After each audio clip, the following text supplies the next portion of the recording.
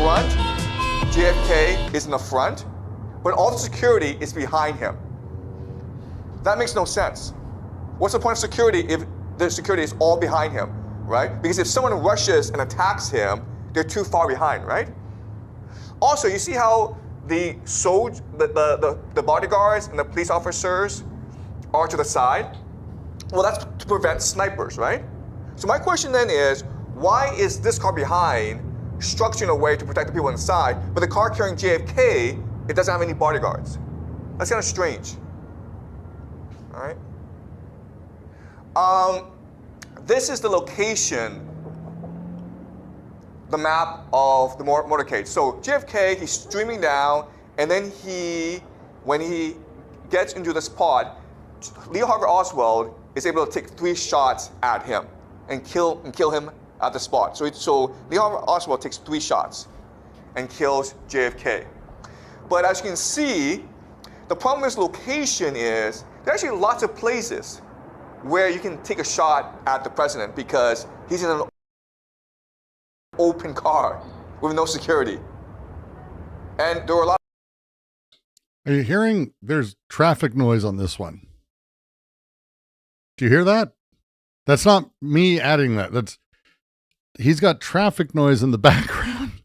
Witnesses who believe that there were other shooters as well, at least one more shooter, and they heard the shot from other places. Many of these witnesses, almost 30 of them, were all killed or they died mysteriously soon afterwards. That's very strange. This is the menorah, okay, which is a holy candle in the Judaic tradition. How is no one making comments right now? How is literally, are you just too stupefied that this is all one single video? You see how the shape is very similar to this plaza called Dealey Plaza? No. No. What's also interesting about Dealey Plaza is it was the site of the first Freemason large temple in Texas. I figured I'd open with the Jang.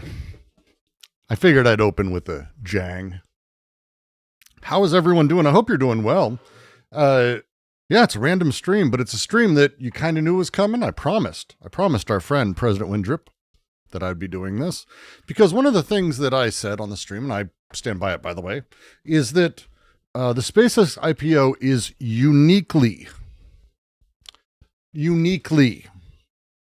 something that is actively a robbery of the poor. Actively. It is a scam and stealing from the global working class. Now, why would Brooks say such a thing? Why would he say that? So I've been spending today getting reacquainted with all my fun in finance, which is, if you know me, I am not a person who enjoys this. I enjoy conversations when it comes to how finance operates, I think would be the way I'd sort of put it as a thing. I do. I enjoy having conversations around like how capitalism works because I find the machinery really interesting. But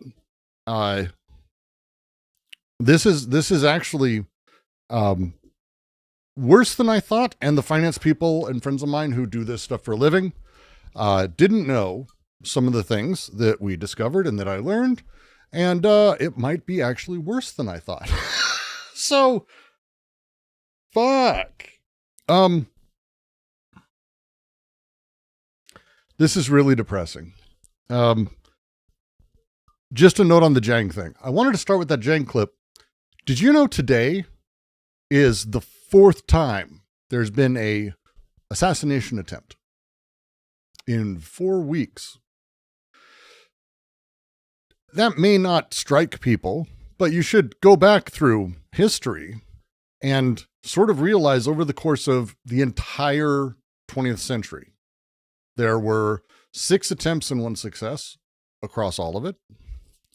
And it's kind of weird. It's kind of weird to me. that in the last month there have been 4. Did you know the 4? Most people didn't even know today's happened. Today is like out of nowhere. But there have been 4. I find that really weird. So I wanted to start with the JFK clip because Jang, when you get JFK in there, Jang is just rare form. So let's talk today. Let's talk today about the way that things function in this very, very big nightmare that we sort of live in. And it is not good, and it is very, very, very bad. This has been an upsetting thing for me. So we're going to actually, in order to make our friend, President Windrip, which I'm still wondering the name. I thought you were just fucking with me.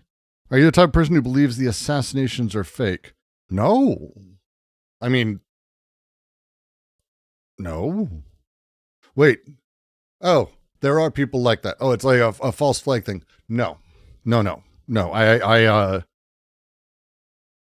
If they were faking it, I think they'd be better at it. Not to be weird about it, but like, these aren't like weird. I don't know. They don't feel it to me. They just don't feel it to me. Like I don't. It makes no sense to me if we're going to call them fake. I think would be how I'd sort of phrase that. Okay. So what we're going to do, and I've got up here, and I think it's working. We're going to be doodling today.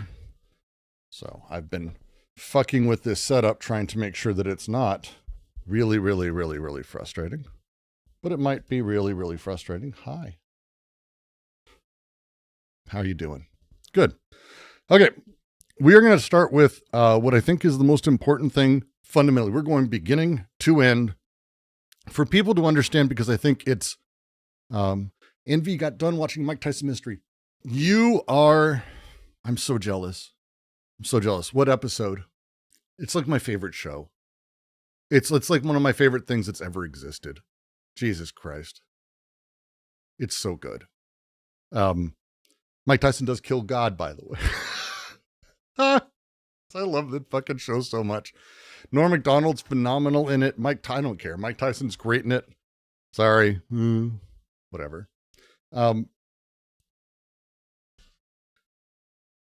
Episode 5. Oh, you're early. Good. Enjoy the journey. Enjoy the journey. Let's start at the beginning, because I want to make sure that my friends here, this isn't just for Windrip.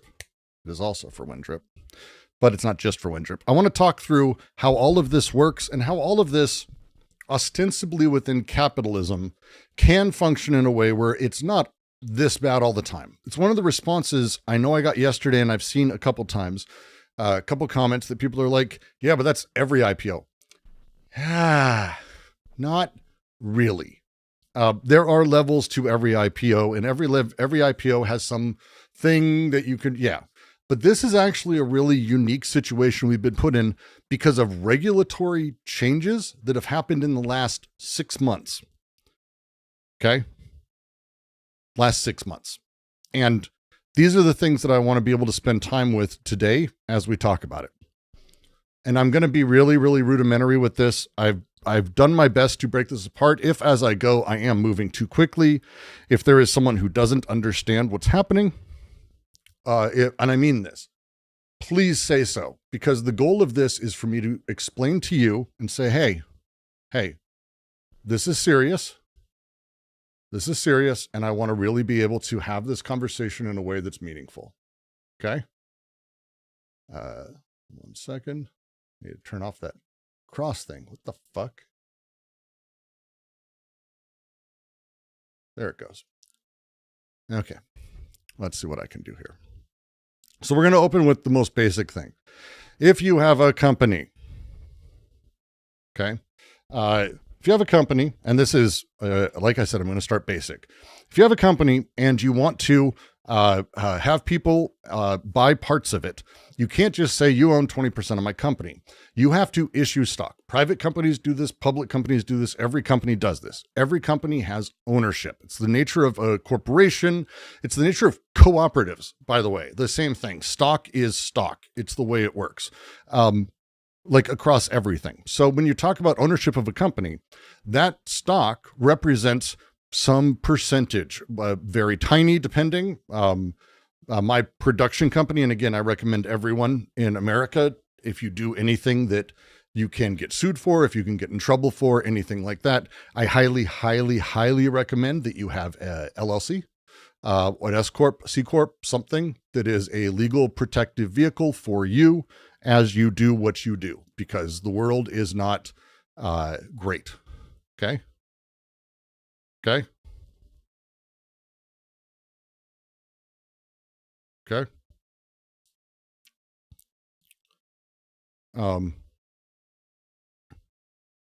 Okay. This channel and all the QC stuff is literally inside of my production company, which I do very minor stuff. I do random videos and I do my consulting work through. I have, between myself and Heather, we have 100% of the shares. Every share of this, every bit of stock is the thing. But companies cost a lot of money to actually be able to run, to do things. This doesn't. This is like, I just need to make enough money for rent every month and a couple extra bills. We're solid. But let's say I'm manufacturing t-shirts. I want to expand and I'm doing good. And I go to someone and I say, hey, I want you to put 100,000 into my company and I'll give you 20% of it. Stock, right? That thing that we just did is infusing cash by giving a person ownership. They now have, however we did our stock, and it doesn't have to be huge. You can literally have 20 shares of stock. I don't recommend it. You can have 1,000,000 shares of stock where two people have 500,000 each. Like, you can be dumb about it. It doesn't matter. But the point is that this is how companies get money. They sell that stock privately to investors, to angel investors, to family, to whatever, or they do this. They do the thing we're talking about today, which is going IPO. Okay. Private companies don't have to do shit.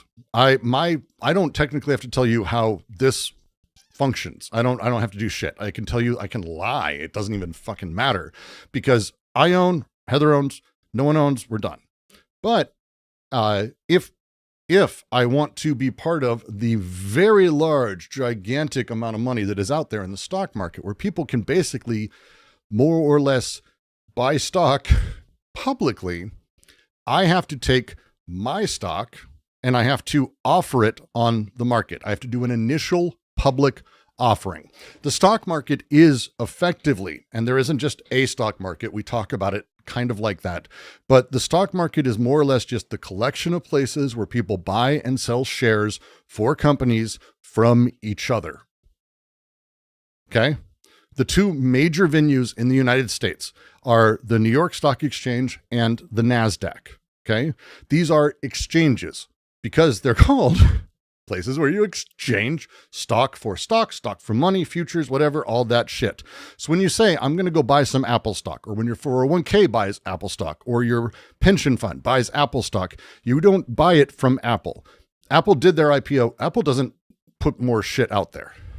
That's not how it sort of works. They don't like sell more stock. The stock is out there and you buy it from someone who's wanting to sell it, because you're wanting to buy it. And there's a whole process for this. I'm not going to get into how it happens or any of that, because it's not really super important. The thing that is important is to talk about NASDAQ. NASDAQ is the exchange in the world, but it's American, specifically where technology companies list their shares. And there's a lot of companies on it as a thing. It is a for-profit company itself. Yes, the exchange on which NVIDIA, Apple, blah, blah, blah, Microsoft, the NASDAQ is itself a for-profit company. That is going to be important here. Okay? That is going to be super important here. It's kind of like the crux of the whole thing, and this was not fun to find out. When you decide to go public, okay, and you decide to put up your initial public offering, I have a bunch of books that I've copied stuff from, so forgive me as I go through this. I want to make sure I get it exactly right, because I know you all are as big of pedants as me, and I don't want to fuck this up, because it's important. That first sale of stock is an IPO. It is an initial public offering. You do this to raise money. So that's the big deal that we're talking about, is that IPO, that thing. Let's talk about now the three kinds of investors. I am grouping people into very broad categories. There are examples that I'm not going to be hitting. Okay. There are going to be examples I'm not hitting. It doesn't matter. It genuinely doesn't matter. If you want to make that argument, we can make that argument later. There is almost no way for anyone to buy shit on the stock market directly. Okay. I like Apple. I'm going to go buy their shares. That's not how it works. If you go to anywhere, you are buying through multiple intermediaries and market makers and shit that you don't even know exists. Ameritrade is not just connecting to the stock market. This isn't buying a game on Steam that you're buying from Steam but no. This is like, it's more in line with buying something on the Steam marketplace, actually. But even then, you're not buying directly. You're buying from Steam, who's sending the money to someone else, kind of as a thing. Okay.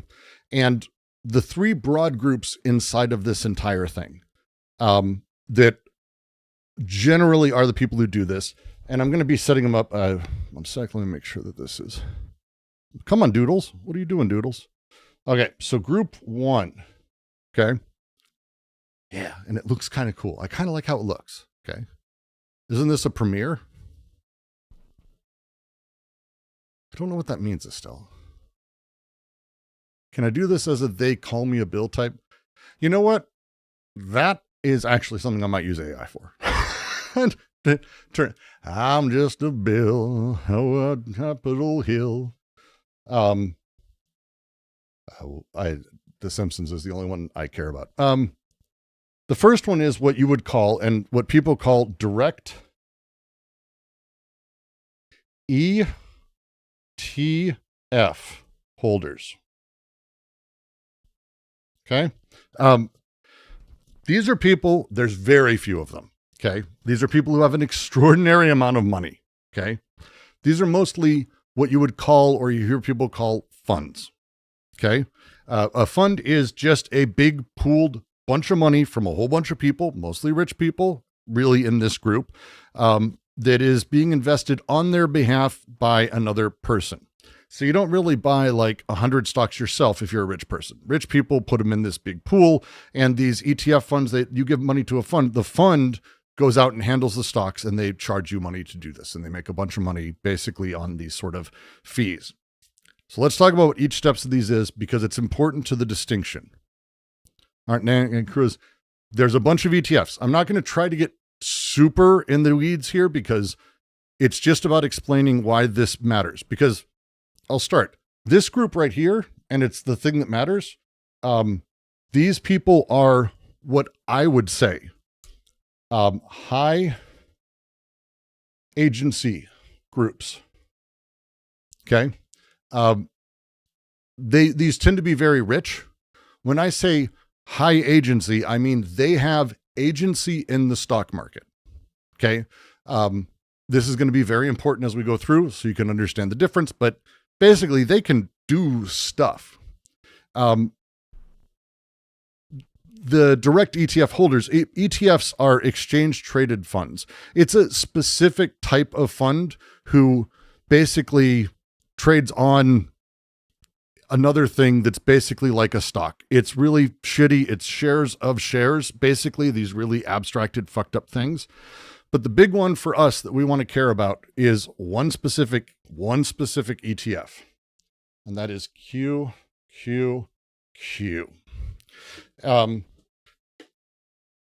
Yes, this seems like I'm making things up. This is, So QQQ specifically is the Invesco Trust. Okay. So when you buy an ETF holder, when you buy a share of QQQ, okay, go out, you buy a share of QQQ as a thing, you're buying a slice of all the 100 companies in the NASDAQ 100 index at once. Okay. So the NASDAQ 100 is the selected 100 fucking NASDAQ companies. Okay. They're in there. Yes, Four Flames. Because someone did originally make it up. Everything just seems very absurd when you say it in a certain way, and it just gets really weird. But as of last month, QQQ held around $440 billion. Okay. $440 billion of people's money. Its cheaper version of itself, which is QQQM, holds 83 billion as of like 3 weeks ago. Okay. The way that ETFs function and how they sort of are part of everything, and this is the thing that sort of matters for this. 20 million households in America directly own ETFs in some way. Okay. Yeah, it's about ish. It's ish. It's 15% of households in America own ETFs. This is, I couldn't find a number that was bigger than this. I put Claude on it. I Googled, I spent time. I tried to find research. I hit up nerds. I watched videos. I couldn't find anything that gave me a bigger version of this. More than likely, people in my audience have ETFs in some way. ETFs are a super sexy vehicle over the last handful of years, but they also make things super simple and you kind of don't have to worry about stuff. Pretty good. Okay. It's easy. But the thing with this group is if you have ETF, when an ETF buys SpaceX shares, it buys them from others. It is important. But here's the other side. If you buy QQQ, you can sell it instantly. You can decide to avoid any fund. When something bad is about to happen to a fund, ETF investors, direct ETF holders, can go pop and be done. They're the only group I'm going to mention today that can. And I'll get into why, but this is the big deal, okay? All the groups we're going to talk about today, this top one, these guys, they're the only ones that can go, fuck it, I'm out on a moment's notice. Okay? This is bad. No. I don't want to delete that yet. I'm going to use a little bit more. I'm trying to figure out how to fit this. It's like half on the screen. That kind of works. The other two groups here that I think are going to be really important for what we're doing is to talk about more or less, I mean, it's going to be kind of on both sides of this. The people I think are getting fucked the most. And I said this yesterday and I am not wrong, it turns out. We're going to talk about group 2 and group 3. Group 2, you might know. Easy one. They're 401k. Do you know anyone who has a 401k? Yeah, most people have a 401k. 401ks are like the primary retirement savings account in America for people outside of, especially from the 90s. If you worked in the 90s and the 2000s, 401ks are it. I have a minor 401k as a thing. I'm not getting into other ones. 403bs, 401ks they're a broad group in this, but I'm specifically talking about them. 401ks specifically are retirement savings accounts that employers offer. It is a big scam garbage thing. It's a long story. I fucking hate 401ks, but there is nothing meaningful, okay, in the name 401k. One of the reasons it's called that is because of some stupid bureaucratic naming of a secondary way that a clever usage of a tax thing for employer contributing can be used. That's it. But it is what's called a defined contribution plan. This is the actual technical name for what we're talking about today. 401k, the defined contribution plan. Okay. 403bs are just, you'll understand. You'll understand, and it doesn't matter. Here's the thing, unless you're direct ET, it doesn't matter. There's nothing anyone can do at this point. And this is very, very upsetting to me. Direct contribution plans, as they function, means that the amount going in is defined. A defined contribution plan means you can't just like, oh, it's going to be $5 today, it's $6 tomorrow. No, it's set. It is 6% of your paycheck. The amount you end up with in retirement, of course, is not fucking guaranteed. It's dependent on how those investments perform. As a note, we'll just say they're going to be problematic right now. But with this, 70 million Americans actively have a 401k. Okay, so it's a pretty sizable group. 71 million Americans versus the 19 million in the previous. Okay, so the size is, again, this is 19 million. I want to make sure I get my numbers right. Right now, from what I could tell, it is 70 million Americans that are in this. And their assets, that 440 billion in QQQ, right? This is, from what I can see, and Investment Company Institute has a lot of public data. I couldn't find anything from Q1 this year, but it's not going to be, hi, Echo. This is not going to be that different, but feel free to let me know how far off this is. Those 70 million people have $14.2 trillion. Okay. Specifically, 10 trillion of that, okay, as I've found, sat inside of 401ks. Direct contribution assets don't have to necessarily be in 401ks. There are other vehicles, as people are mentioning here. But generally speaking, we're talking about multiple trillions of dollars, okay? So it's a 10.1 trillion that's actually in 401ks directly, okay? Not just in the 40 blah, blah, blah bullshit market. Okay. So here's the deal, how a 401k user and anyone who's had a 401k knows how this works. Your employer picks your investment options. There's usually 15 to 30 funds that you can choose from. You choose from that fucking menu. You cannot, in a 401k, most 401ks, they're very small examples otherwise, but I've never seen it, and I've had very good companies and very good 401ks. You can't go, oh, I want this to go in company X, or I don't want this to go in company X. If you don't actively choose, which from what I could see, and I couldn't find defining statistics for this, the average person actually chooses the default option, which is the primary thing that actually a lot of people do. But if you do that, or if you don't select anything, you go in the default option. And the default is a target date fund. Okay. These are very important terms. Nerd shit. Always nerd shit. But it all goes into what is called a target, and it's all fucking stupid fucking acronyms. Everything is. A target date fund, TDF. This is named whatever the year is that you're going to be retiring. So if your TDF fund is 2055, out you go. 2055 is your year. It automatically holds stocks and bonds, and it gets more conservative as that year approaches. Okay. So you pick once and you're kind of done. That's kind of it. If you pull the money out, it is incredibly penalizing. Incredibly penalizing. I pulled money out of I had a Lucasfilm, had a really nice 401k, and I had to pull the money out, and it completely ruined me. What's up? Yeah, please. Put it right here.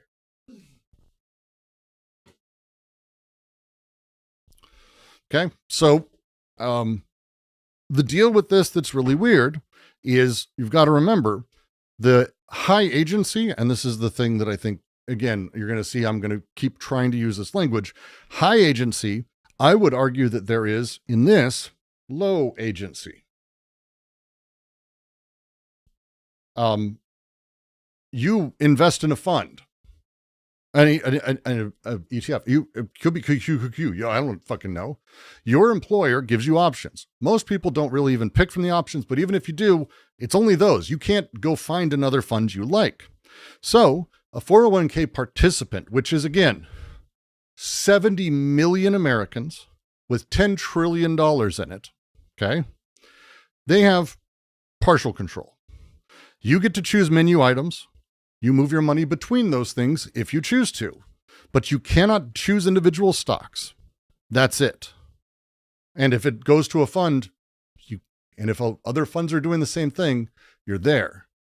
I am not implying there is systemic coercion forcing the funds to buy. No, I haven't said that yet. Wait for me to make claims before you start saying. I don't do implications. I'm going to be saying really particular shit when driven.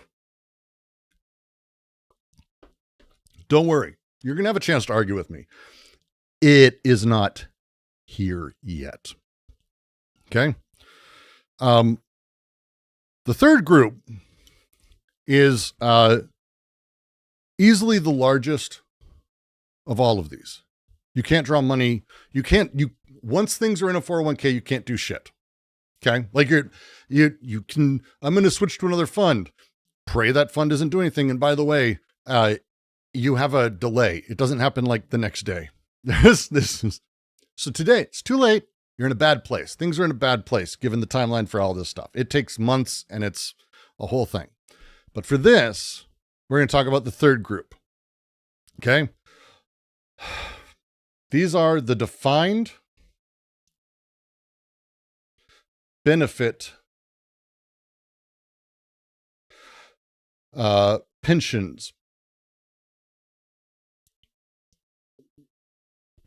Basically, it's defined benefit pension beneficiaries. I'm not going to do the whole thing. It's DBP. Pensions. You know what pensions are? Generally public groups, by the way. Generally, pensions are for public groups. Let's name a few. Do you know a few? Who here knows a few who's got pensions? Teachers, firefighters, police, almost every government worker, almost every union worker in America. Also globally.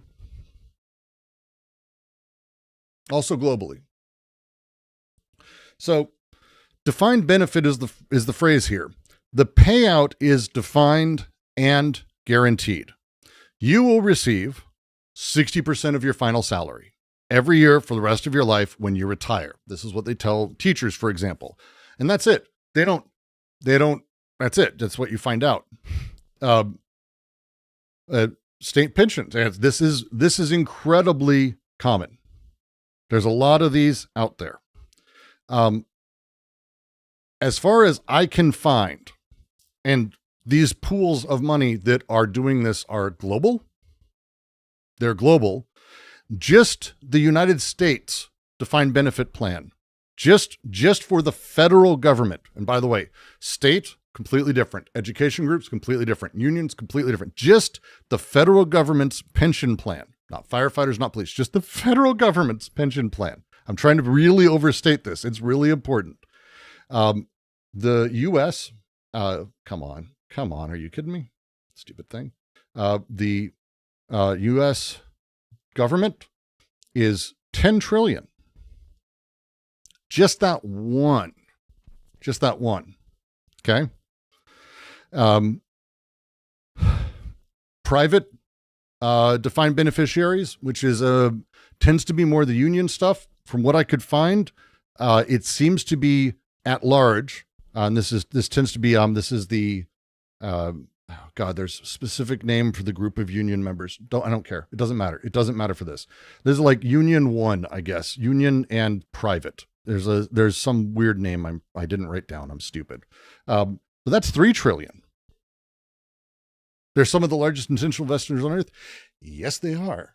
When I was at Starbreeze, we learned about Sweden's fund, which is a primary global investor, by the way. Oh, wait, that's going to be later. This is a bad day. So, for example, smaller funds that I was able to find, and this is, again, I didn't have weeks. I was trying to get what I could out. CalPERS, which is one I know because I lived in California for a long time. My kid was born there, and we're debating on moving back. So CalPERS, which is a California Public Employees Retirement System. It is 2 million people, and it has $500 billion. Just that state, just the teachers union in one state. Okay. Which is nuts. That's actually, no, sorry, that's not the teachers. That's the California Public Employees Retirement System. That's postal workers, government employees, things like that. CalSTRS, which is the teacher version, STRS, has 1 million members and is worth $368 billion that I could find at the end of 2025. It's literally the largest educator pension fund on earth. Pretty useful to know. I couldn't find stuff for New York, for Texas, for a bunch of others. But again, all of them have this. All of them. Every single one of them has this. Here's the deal. These people, I'm actually going to erase a few of these because it doesn't even matter. Like from what I can gather, and I couldn't like fully source all of it, but just the ones I found, I'll just like consolidate what I was able to find. You're looking at just from like California altogether and the federal government alone ish. You're looking at right around 15 trillion. Which is insane. Now, these people, to use the words, these people are no agency. None. No agency. None. Again, to say again, zero agency. These people, for example, just take CalSTRS, which is the Teachers Union California. You cannot, and this is on their website, you cannot choose the fund you invest in. You can't opt out of any investment. You cannot move their money. It isn't their money. No one has control of the money until you get your check. You cannot sell anything. You have no exit whatsoever. None. None, none, none. Their only influence that exists, and it has happened, is collective and terminably slow. You can vote in different people who are elected by the people within it. They have 3 seats out of 12, 3 that are elected. Let me say it again. 3 of the 12 members who choose this stuff are elected. The other 9 are not. The other 9 are not. So none of this operates on the scale of what we've been talking about in any way. A pension fund can buy any stock at any inflated price on Tuesday. The teacher will not only not know, but they won't be able to object and they won't be able to do shit until way too late. So the pattern that's very particular here that I want to spend some time on is this, okay? Is this. Control over your money is actually inversely related to how many people are in your group. This is really normal shit, but it is important to understand as a principle. If there are a lot of people in a group that's going to be affected by a fund, you actually have less control than the people who have very few people involved. It makes sense, but it is very, very important to this. Okay. 401k holders, 70 million of them can sort of steer and make minor choices. Tens of millions of pension beneficiaries cannot. It's the largest group, the most vulnerable group, and the one that's able to be fucked the most constantly. Okay? Right? So let's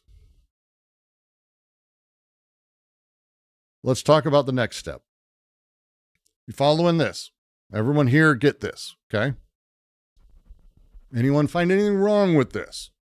There's nothing wrong with this, but I can explain if I need to.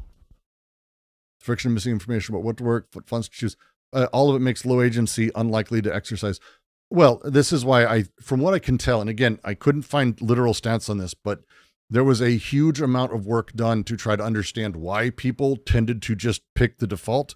Given that 401k companies, many of them are actually tech companies that choose the fund that's investing in their own company, which is weird and a problem, but I couldn't find actual stats or anything to back up that idea.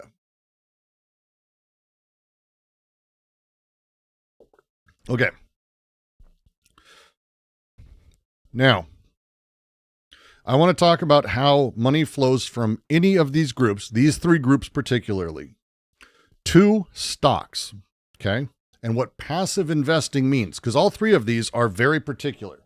This is all about passive investing. All of it. There is absolutely nothing I'm talking about today that is about active investing. If you have a Robinhood account, I'm not talking about you. Go have fun or do whatever you're doing.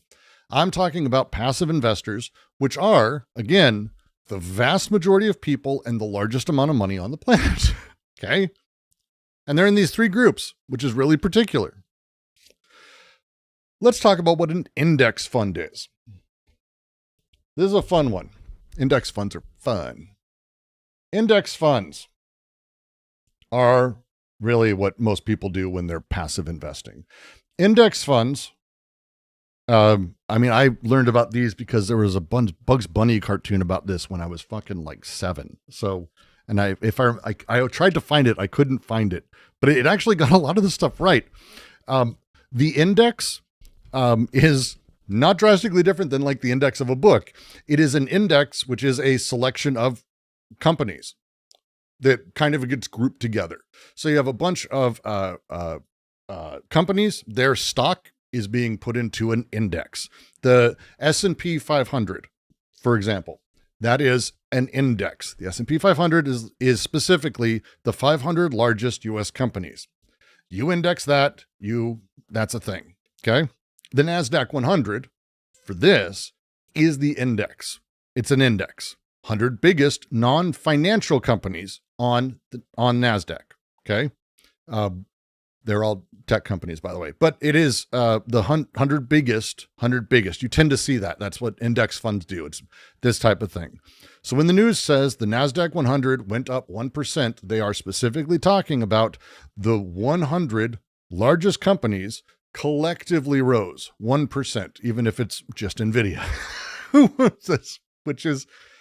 That's a fucking thing, by the way. So an index itself, this is just information. The index doesn't really mean anything. It's a list and a number. That's really it. There isn't really an index that's like a company sitting around somewhere. There isn't like a guy who's like Steve Index 100 that you go to. At large, there is a company. NASDAQ is a for-profit company within NASDAQ global indexes, which lo and behold has a lot of these things. They decide what happens and what goes in their lists. They publish the rules for how companies get added, because you can't just say, oh, it's the top 100 most valuable companies. And for a long time, that's accurate, actually. It wasn't just that.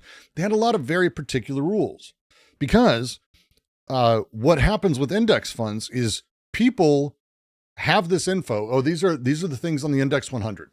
It's important to be able to have that set up, because then you can go as a fund, oh, cool, we're going to invest in that index fund.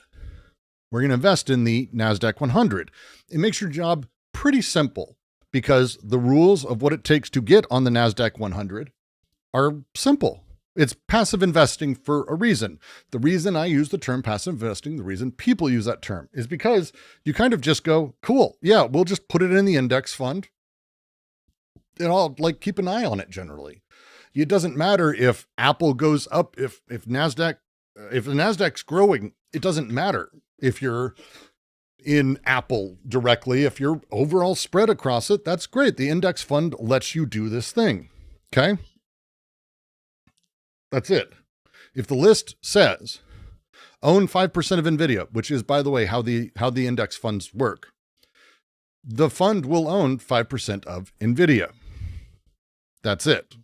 That's how it works. Active investing is quite the opposite. It's a manager of the stock directly choosing what's happening all there. And it tends to be lower cost. Yeah, it's lower cost. It's overall more risk averse. And again, the indexes are built in a way that's specifically meant to sort of, well, was particularly meant to be safer, because indexed funds are forced price insensitive buyers. Price insensitive is another word you need to learn if you're going to be talking about finance in general. Price sensitivity. It is literally what it sounds like, sensitivity. Are you sensitive to a price? Are you not sensitive to that price? Price sensitivity is, if you've ever traded stock at all, you have done it directly in like Robinhood, I'll let you know. Very, very difficult not to be price sensitive. You're a price sensitive buyer. You care about the price. You're sensitive to the price. Indexed funds are not price sensitive. They are forced price insensitive buyers. It does not matter, and it does not care what it pays. A normal investor will look at a stock and go, oh, is that a good idea? That seems expensive. Indexed funds don't ask that. If a new company is added to the NASDAQ 100, every index fund that tracks that index must buy that company at whatever price it is the day it is added. Because the only job of an index fund is to match that list. If NVIDIA stock tomorrow, and if NVIDIA was added, and it was $7,000 a share, every index fund on earth is required to buy it instantly. Because they're all tracking that. They must match the same list on the same day, and they all buy at the same time. It is automatic. Let me say that again. This is not an option. This is not a choice. If it is an index fund you are invested in, you're there. That's it. It is synchronized, it is automated, and it is contractual. That's the important thing here, because the NASDAQ 100 is an index fund. So let's talk about this setup. Okay? I am a teacher. I'm not. Let's say I'm a teacher. So I get my happy fucking paycheck. Happy day, right? Got my paycheck. I take it out and I put it in my bank. Thank you, bank. Happy day. But part of that, a little tiny little cut, just a little boop, boop, boop, a little tiny guy, okay? Little tiny guy goes boop, right on down here, right into CalSTRS, and this is the teacher fund, CalSTRS, okay? And CalSTRS does, at this point, they allocate, because it's not just one teacher, it's all the teachers on payday, boop, in, okay? Boop, in it goes to CalSTRS. Done. It's instant, automatic, every teacher, that's the way it works, okay? They then allocate their money, the pool of money as a thing, to a U.S. stock index. Sleeve, technically a sleeve. That's a whole fucking thing. I'm just being very specific. The sleeve is the thing. It has to hold every company in the index. So if it is, and it is, by the way, the NASDAQ 100, the sleeve wraps itself around all of those companies. Okay? That's the thing. It has to hold. Passive funds do care about price just indirectly. They must track. No, that's not, look, they care about price. Maintain liquidity. Yeah, this isn't then that's an incredibly irrelevant comment for this. Are Are they price sensitive about purchasing and selling? No. It's incredibly indirect. It's incredibly indirect.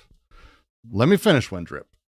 So that setup and this exists, okay? This sleeve as a thing. The sleeve has all of the companies. The office worker with the 401k comes in and they have their setup. They've made their choices. They've got their contribution. They put it into their default target date fund, right? And this has an index fund, which is, again, often NASDAQ 100. It's very common, actually, right now as a thing. That setup. And also, by the way, the QQQ holders, like rich people in funds and things like that, they also tended to be all wrapped around the NASDAQ 100, okay?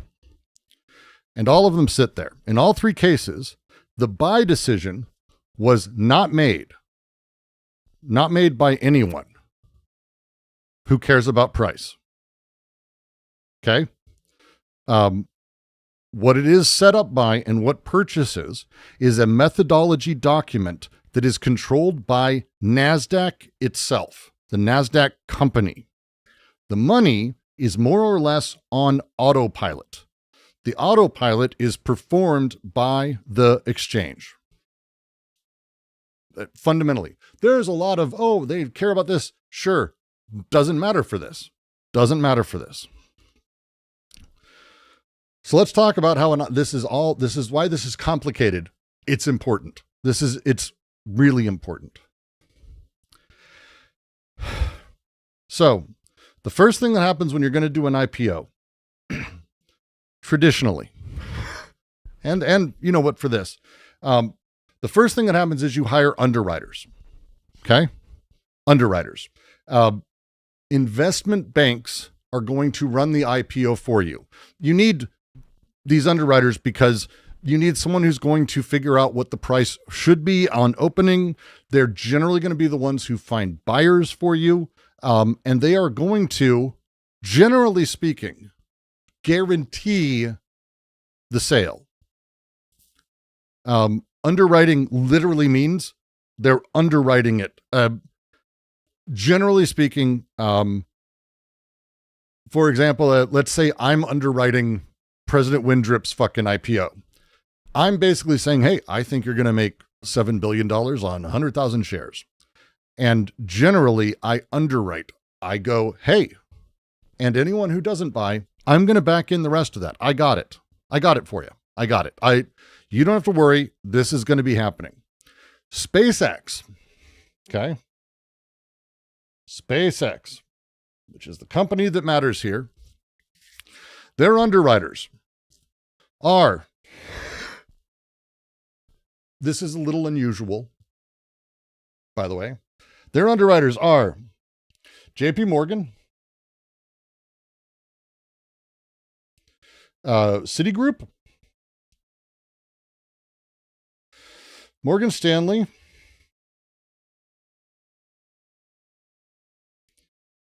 shit. There we go. Come on, back up. Morgan Stanley, Goldman Sachs,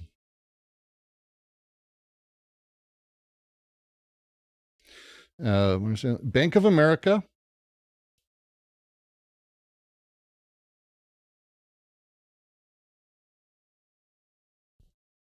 there are others. These are the ones I know about. They are paid as a sort of gross amount of money. Assuming for this, it is about 2 to 3%. You're talking about, again, $1 billion or $1.5 billion just in fees. And it's worth noting some very specific stuff. Let's mark all the people who have loaned Musk money or are way out over their skis in cash when it comes to this specific purchase, because of they were part of the money to buy Twitter, which then got rolled into XAI, which then got rolled into. These guys, and these guys. Most of these companies are actually the debt holders for SpaceX. We'll get to this. It's kind of a important aside, but these are the underwriters. The second thing you do is you come out and you go, hey, here is a whole bunch of information. The underwriters usually are the ones who do it. You have a firm and a bunch of people. He will not become a trillionaire for this, Caleb. It's actually worse than that. I think it's worse than that. All of this, after the first step, you have people come in and you go, hey, cool, we're going to put out the S1. This is the disclosure document. The incredibly long and weird as shit legal document. This was weird as shit.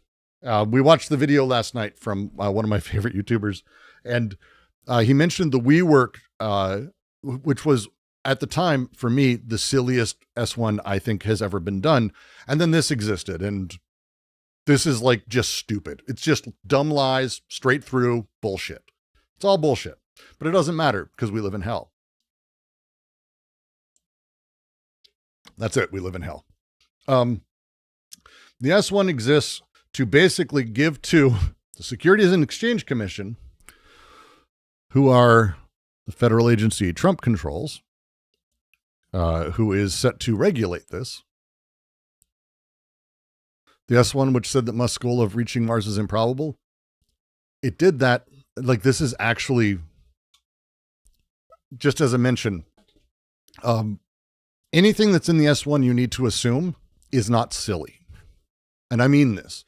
Whatever's in the S1 is actually what is required for the IPO to happen and determines a whole bunch of shit. As is explained, and we went over it last night, but I'll find a way to post the link again. Because they say his goal of reaching Mars is improbable, they don't have to prepay taxes on that bonus. It's an accounting trick. Yeah, exactly. And on top of it, because it's improbable, it gives him the ability to immediately begin borrowing against that stock as soon as the IPO happens, which is, again, how he's existed his whole fucking life. It's a fucking parasite of the world, flatly. The S1 for SpaceX was privately distributed early April. We got it just last week. We're like 3 days in. Fuck.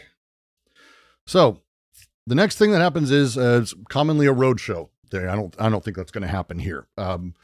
You take them to investment groups. You have presentations to big institutional investors. I don't think they have to do that for this. Hey, are there hedge funds who don't know who this piece of shit is? Because they don't care. None of this matters. None of this matters. But I'm still talking through because these steps are normal. And they lead to a very particular thing. After the roadshow, you go through what's called book building. So much of this is a nightmare. Underwriters basically get interest letters, promises, IOUs. I don't know how else to describe it. Yeah, if it gets this much, I'll spend this money. That's basically the setup. And it's how many people, who wants what, having insiders, all that shit. It's corrupt as fuck. I don't care. That's not the point. But what happens is, through this, a thing begins called price discovery. It doesn't matter if you believe in capitalism or not, or if you laugh at it. You need to understand that this is a real fucking thing that exists inside of the space. Whatever IPO you have, whatever stock it is, price discovery is what happens in time as that price finds where the market will pay for whatever it is. So if an IPO sets $150, like I think of like LinkedIn as like a great example of this, going public and then cratering like a motherfucker, because price discovery was weird. The earliest people who help are the people who go, oh yeah, no, I'll buy X number of shares. It's a silly number, because they're insiders, they're institutions, they're hedge funds, they're big groups. They tend to be people who are tied financially to the underwriters. Usually on big deals, you may have 2 or 3 of these guys. It's not super common to have everyone. A smaller IPO, you would have one of these guys. Their friendships, their setups kind of put institutions in, oh yeah, no, I'll do this, I'll do that. So the number that is out and coming out and what they're talking about, that $1.7 trillion thing, is from this book building and the roadshow that kind of, I think, has already happened, to be perfectly frank. So the first thing they do publicly is they price all of this. When that happens, and we're leading up towards the day of all of this shit, this is the day where, and we're not there yet, but we're on the way to the day of actual pricing. Right before trading begins, a price is set. The underwriters and the company get together and they offer a price. That price is the IPO level as it's sold to institutions to book it. Again, this is not the price sold to the market. Okay? If I want to buy SpaceX shares, I'm fucked. This ain't for me. The institutions tend to get, like, some guy come, oh, I'm hedge fund X, I'm blah, blah, I'm market maker Steve. Hi, how you doing? Oh, I'll buy it at this price because I should get, it's the day before pricing happens the day before trades, and allocating happens that like overnight. Because again, if people don't understand, they don't just like put stock on like a table. That is not how this works. Stock and all of this has to be sold to people who can sell it on your behalf. Anyone who watched what happened with the Diamond Hands GameStop fucking short squeeze nightmare, that thing is because market makers and people who own this and people who set this up are the ones who actually determine and sell stock. You don't just have stock on a big table that you pull from. There's a lot of steps to this. A lot of steps to this. Paul S. Atkins, the SEC chairman, he had a previous stint in the SEC where he helped erode standard results in the 2008 financial crisis. You're jumping ahead. The SEC chairman, fuck it. Yes, the SEC chairman basically helped destroy the regulations that enabled the 2008 crash. Robinhood, generally speaking, isn't a market maker, or wasn't for this. They buy from someone else. They buy from a clearinghouse. They buy from a whatever. It's like there's a bunch of fucking words. I hate these words. It doesn't matter. But you don't just buy stock from the company. The stock is set up first. It's allocated to the best clients, the people who made these guys up here, okay?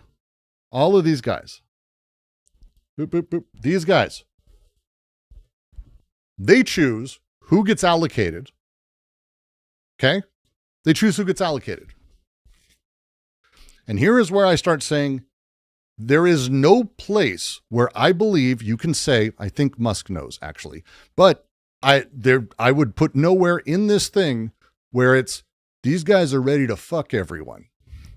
This is the way things are built and set up and have been. This is the structure of nightmares. Okay. So these guys, and Musk, by the way, who absolutely has a lot of sway with these guys, and actually, by the way, probably Trump. I don't know this, but it's really who gets the first bits, who gets the allocation of stock. It's discretionary. There's no rules. There's no laws whatsoever. They favor their best clients. Historically, there are incredible scandals about this for the last fucking 50 years. You can go look it up. Ordinary retail investors cannot buy at offer price. Whatever the offer price is, you don't get it. Fuck you, eat shit. You're out. You're gone. Okay? You have to wait until trading opens. And once the trading opens, the higher post-pop price, that's what it's called, post-pop, that happens.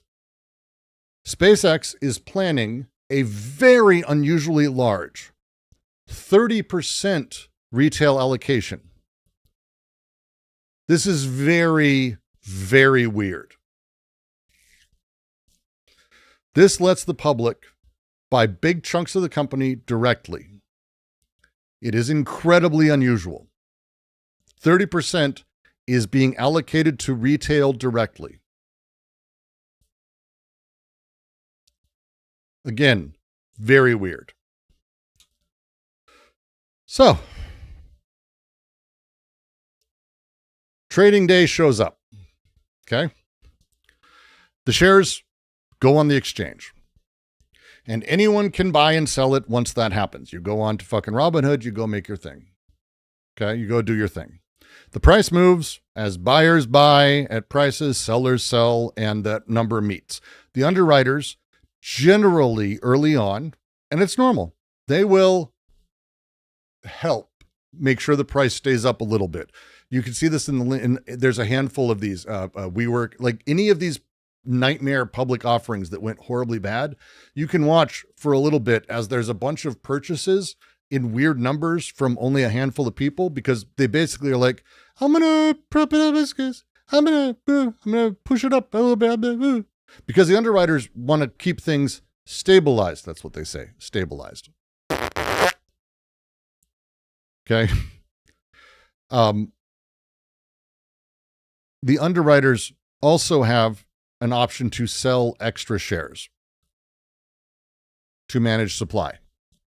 So there is, in the first day, an insane amount of fucking weird manipulation that happens in every way. But here's the good news.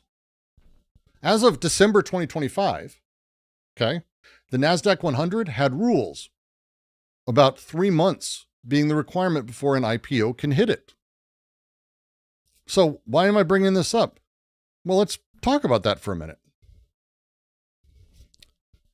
On one hand, we have index funds that buy automatically. Okay. We have talked about how the IPO works.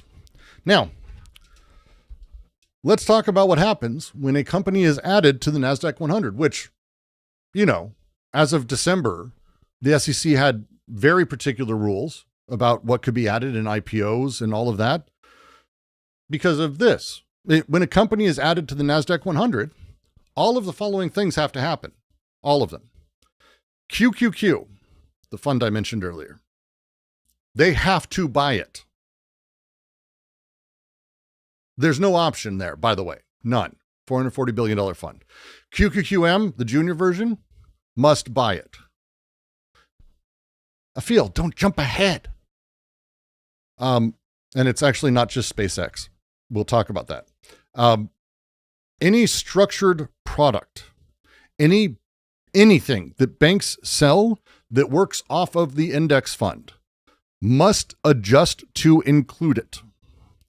All broad market index funds that hold all of these companies will already own it at this point, or will have to buy more, because giant new company is by definition a big chunk of new market. And you have to buy relative to the size of the market. Okay? All of these funds, I've said, sit inside 401k target date defaults. All of these funds and these things sit inside of the passive sleeves from pensions. So one addition to the NASDAQ 100 hits every layer I've mentioned and forces contractually every single person automatically that I've talked about to invest in this. Okay? Every time something gets added to the 100, they have to buy a relative value of the 100 of that company. Okay? But, you know, forever, and it's been a big deal, a freshly public company could not join the NASDAQ 100 immediately at all, because you need price discovery. You need those moments where it's like, hey, because it's a big fund that's going to automatically buy a fuck ton. You can't just have those in the bid. That would ruin everything. If you did that, it would mean that anyone who buys is aware that there are funds that are going to have to purchase it. It's 3 months later. You're not going to hold shit for 3 months. You're not going to lose all that, because what if everyone else sells? That 3 months is like a solid amount of time. It would only be considered historically in the annual reshuffle in December. It could be traded for, if it's next month like they're thinking, 6 months before it hits the NASDAQ 100. Holy shit. That's huge. That's great. That's fantastic. It would be publicly traded. Price discovery would be happening, even if Elon Musk is a fucking lunatic. Because you have to remember, like they're going out there, the NASDAQ 100 as a thing, a $1.7 trillion company with a $1.7 trillion market cap, that would be a huge chunk of the NASDAQ 100. Oh, that would be just terrible. So, oh wait, sorry, I was December and January and almost all of February. February 27th of this year, a public consultation went out, and it took effect May 1st. NASDAQ Global Indexes adopted a new methodology. I'm just reading from things. There are 3 changes. The big one, fast entry. A newly public company is now assessed this month, as of this month, on its 7th trading day. Okay? 7th fucking trading day. If it's big enough to rank in the top 40 of the NASDAQ 100 by market cap, which, by the way, means that it has to be $100 billion market cap or more, it's in. It will be given 5 trading day notice and then added at 15 trading days after IPO. 15 days, actually, Orca. 15 days. And it does not have to satisfy any of the old rules. There used to be a bunch of fucking rules about seasoning the stock and that it had to be a certain amount of volume traded per day or a certain number of people that does it. It had to be liquidity. The company had to have liquidity to be in this. All of that's gone. 15 days. It's weird. So 7 days in, they do the check. 5 days notice is given and then is added at about, and it depends on the work days and when it happens, but it's about 15 trading days after the IPO. It varies. Also, adding someone to this means that they don't have to kick anyone out. So the NASDAQ 100 can be the NASDAQ 101. Because normally there's kind of a huge fucking fight over what happens when someone gets added, because you kick someone out, they get fucked up because it's a lot of money that they're going to be losing. So now they don't have to anymore. Isn't that nice? Isn't that nice? So there are 2 changes that support this. And this is, again, as of 3 weeks ago. 3 weeks ago? 3 weeks ago. By the way, if you get a chance, go to the SEC website and look at all the public comments. The number of large institutional investors who made public comments and sent things in with their names and their group and their fund, this will destroy the stock market. Why are you doing this? What are you doing? You're going to ruin everything. Like, there are thousands of them. There's a lot of capitalists who hate this and are actually kind of fucked up over it. And there are people pulling from fun. Again, the first group, they can pull, and they are, by the way, they're starting to pull. So that's a fun thing. Doesn't matter. There's a couple of supporting changes here that are worth adding to this. So one of the things that NASDAQ has cared a lot about is called the float. Okay. The float is like the number of shares that are actually out there for the public to actually trade. Okay. The float.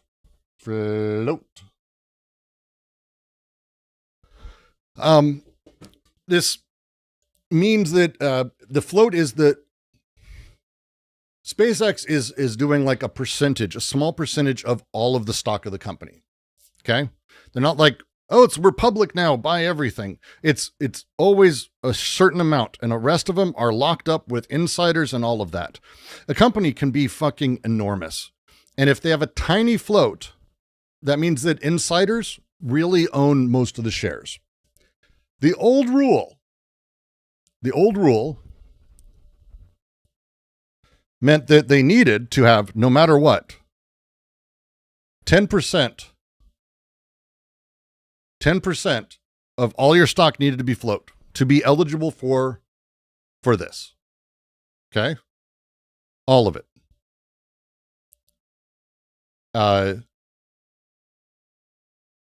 Nope. Sorry. That was until 3 weeks ago. I'm sorry. I did it again. Now it's, I want to get this right because I don't understand it. And I'm just going to say it as a thing because I read the rule 4 times and I asked Claude, I asked ChatGPT, I asked finance people. I can't understand what this means. The new rule allows low float companies in, which is Musk. 100% SpaceX is a low float company, but it uses a 5x multiplier so that it gains meaningful index weight. Normally, it's 10% required to be part of this.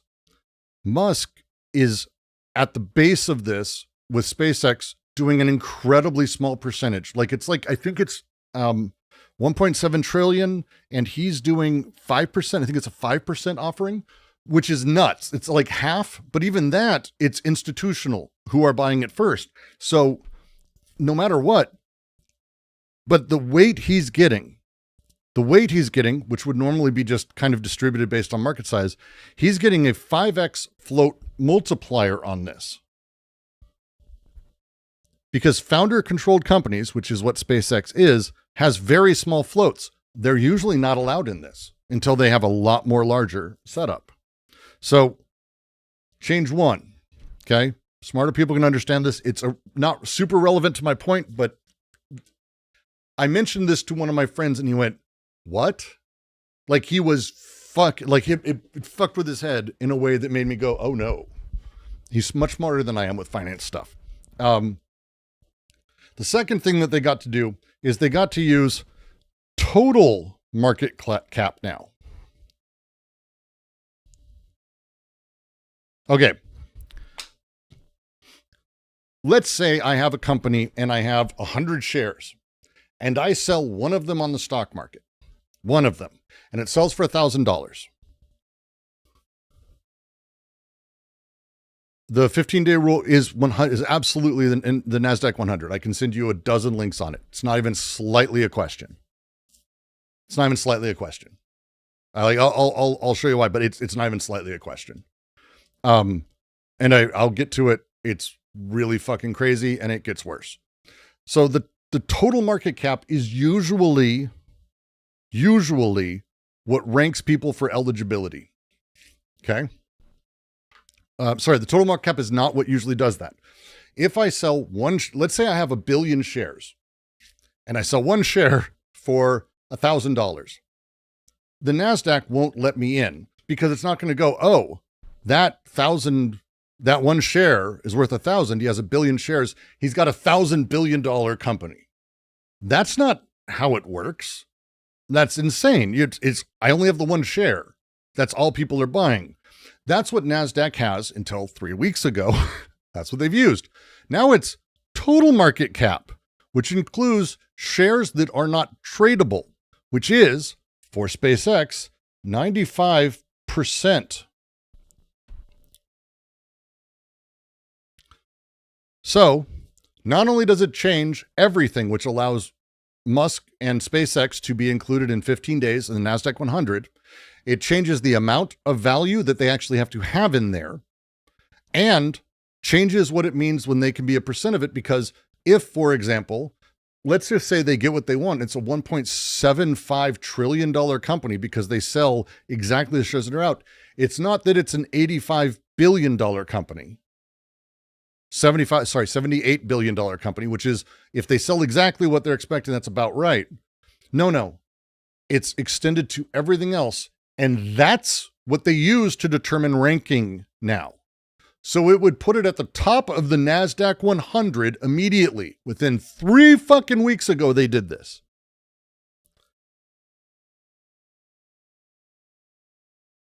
This methodology, and the reason this is fucking crazy, and it's really fascinating to me. I like learning about this stuff. So let's follow this. The NASDAQ is not a thing. That's not a leaderboard in a video game. It is a company. It is a for-profit company that runs the exchanges where all the IPOs go out. And this one specifically, they absolutely control. They earn money 3 ways from an IPO. Okay. They get listing fees, which is the company has to pay to be listed on the exchange. Okay. I'll post a bunch of links in the Discord after this. NASDAQ is paid for this. They get market data fees. Shit, I fucking hit the button again. I'm still learning where I'm doing this. They get market fees, market data. Like, you know what? It's just data. They sell fucking all the goddamn data. They sell all the fucking data because they sell the data to all the people who are trading, who are quants and who do this stuff and that stuff, they then get pushed back in. So they sell that data out. They also get index licensing fees because they charge fund companies like Invesco for the right to build a fund that tracks the NASDAQ 100, which I didn't realize. I didn't realize that to list it as a thing you're investing in, you have to pay them. It makes sense. I don't know why I didn't think about it, but it didn't occur to me. So this means, which is wild, the bigger the asset that tracks the index, they get larger percentages based on the size of that. So the body that writes the rules about how easily massive companies can join directly profits when giant companies join the index. This is not a secret conspiracy. That's not the setup. This is just the structural incentives as they are nakedly. Okay? But who owns NASDAQ? Because it's not like it's neutral groups, right? Because by the way, it really isn't neutral groups. It's really not neutral groups. I hate all of this. Let's talk about the first. We're going to talk about the largest shareholders I could find. All of this is public. I didn't list everybody, but it doesn't really matter. First is basically a Dubai state entity. It's a UAE Dubai. It's a Dubai company. I think they're called Dubai. From what I can find, it's a Bourse Dubai. So Bourse Dubai. And they have 10%. You know what? I need to do this better. We're going to do Bourse Dubai. And it is 10%. Investor AB. For anyone who has ever dealt with Sweden, you'll recognize what AB tends to mean immediately. It is the Swedish fund of the Wallenbergs and their banking dynasty. Okay. And they own 10%. These are some of the richest people in the fucking world, by the way. Like, it's insane. The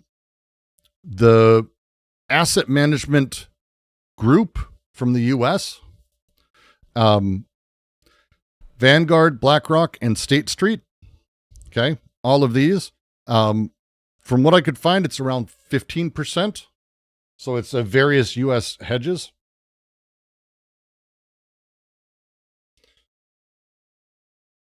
Okay.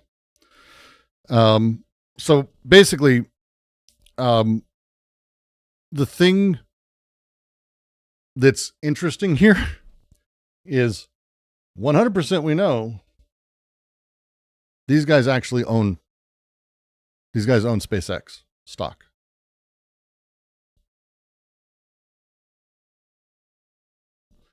We don't know, because it's not public, them, but 100% they fucking do. Also, 100% they fucking do. 100% all these guys do. But we only know the one. So the guys who own the majority of, like, altogether, and I could keep going, the people who run the index fund and the rules and set up the rules and also are deeply connected with the administration and the SEC who changed those rules, they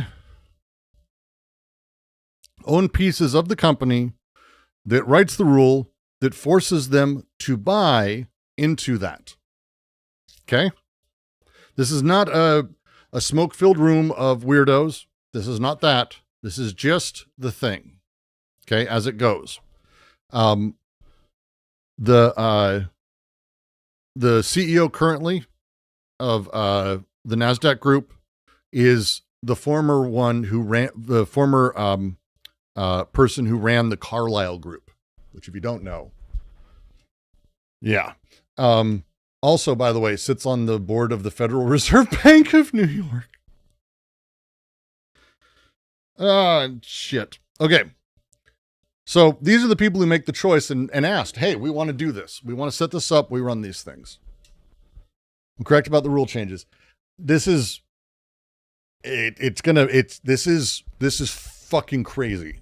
It's not just SpaceX too. This is, I don't want to think I'm picking on Musk. He is a piece of shit amongst pieces of shit. And there's a reason, Windrip, I told you I was taking you through every step because I want to be really exact that this is this level of fucked. And I think this is where I want to have conversations about how we got to this point, because the SEC is the federal regulator of these markets. Oh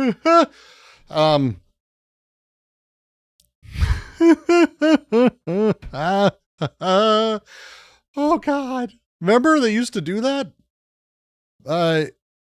Do you remember they used to actually go after people? We used to have regulations. Shit. The fuck. Okay. Fast entry is an index methodology change. Technically, this is not an SEC approved exchange rule. They set their index rules themselves. It doesn't happen through the SEC vote. So it's technically inaccurate. I'll get to it. It's technically inaccurate to say that the SEC approved fast entry. Here's the thing though. Normally, they would stand in the fucking way. Literally, normally, they would stand in the fucking way of this. This is not a small, there's a reason that there were public comments about this. This is not a minor goddamn thing. This is the kind of thing that basically means, okay? And I'll lay out what we have so far, and I believe I've proven my case fundamentally. This is why this is fucked. Hi, how are you doing? I am Elon Musk, and I want to sell. We're going to do a stock. We're going to do stock prices, okay? And I'm going to say my stock is worth this much at sale, okay? It's this much, okay? And it's going to be that way for a little bit because Elon Musk is, because we live in hell. Is that a good enough reason? That's a good enough reason for me. So here's the thing. This is normally in the regular world. What you would see is, this is like, let's say trading day one ends here, okay? What you'd normally see is a price correction, no matter what it is. An IPO, go look at Tesla's. You think you're going to do well, some go up, but then it's like this, whatever it is. It doesn't matter. Price correction over the first day is a horrifying shit fest. First day sucks. First day sucks for every company. Up high, up low, it is the place you vomit everywhere. Like you will vomit everywhere. If you buy some of the stock on the first day, like just pretend to do it. Go watch when it happens. Pretend to do it and just watch yourself vomit everywhere as you stress out over watching what this does on the first day. But here's the thing. If this is day one and you can't be in an index fund until this is one day, I want to be very clear that this isn't even logarithmic. I'm just being shitty with the graph. But this, let's say, is 6 months. Okay. What happens with a 6-month graph is actually very fucking different. Like really, really different. Because the first day will be like, ugh. But by the time that it'll blend out, you'll see it end up matching somewhat of what's happening. You find a price, and there'll be other shit that happens. I'm oversimplifying, but it kind of smooths out. Go look at stocks. Go look at it. Shit goes, it might even go up. It doesn't matter. This is not the relevant thing, because here's the thing that sucks. By the time then that the price has been set, oh, hey, you actually should be in the NASDAQ 100. Also, we have to kick someone out. And so we're sure that it's going to be there. Yes, Windrip, you're seeing why I'm saying what I'm saying. And I'm sorry. I really am, because this is like, I cried over this. I cried when I saw this, not before yesterday. Because of you, I went and dove in, and it's actually worse. I didn't realize how many are absolutely, this is the kind of, I'll get to what I think is the worst version of this, but I think actually there isn't a good version of this. Because at 6 months, oh, hey, yeah, well, let's bring you in. And also we're going to kick out this other company. So we've got to make sure you're good at it. Got to make sure you're good at it. Got to make sure. And hey, we're going to make sure everyone's incentivized to make sure it's cool. But let's shift this around a little bit. Let's say that this is day 15. Okay. I don't care. It doesn't matter. Day 15. This means, wait, right here, wherever we are, over on that side, day 15, we know, let me say this again, 100% certainty, because of how they're doing the accounting for this, because not only have they changed all of these things, but to get on the 100 and your place in it, you have to have a company worth 100 billion in a market cap. But now, when you're added as an IPO in a new company, it isn't what is for sale, which, by the way, $85 million, let me, just as a note, which is bigger, 85 billion, which is what all this stock is in theory worth, or if you're allowed to legally, they just do add you based on that extrapolated for all of your company, which is guaranteed to make it through. SpaceX will absolutely, the amount, if the 79 billion ends up only selling for 10 billion, they're still a $100 billion company. No matter that, genuinely. And there is no way the number goes that low. There's no way they drop to that number. I don't see that happening because right here, we know SpaceX is going to be added to the index funds, the NASDAQ 100.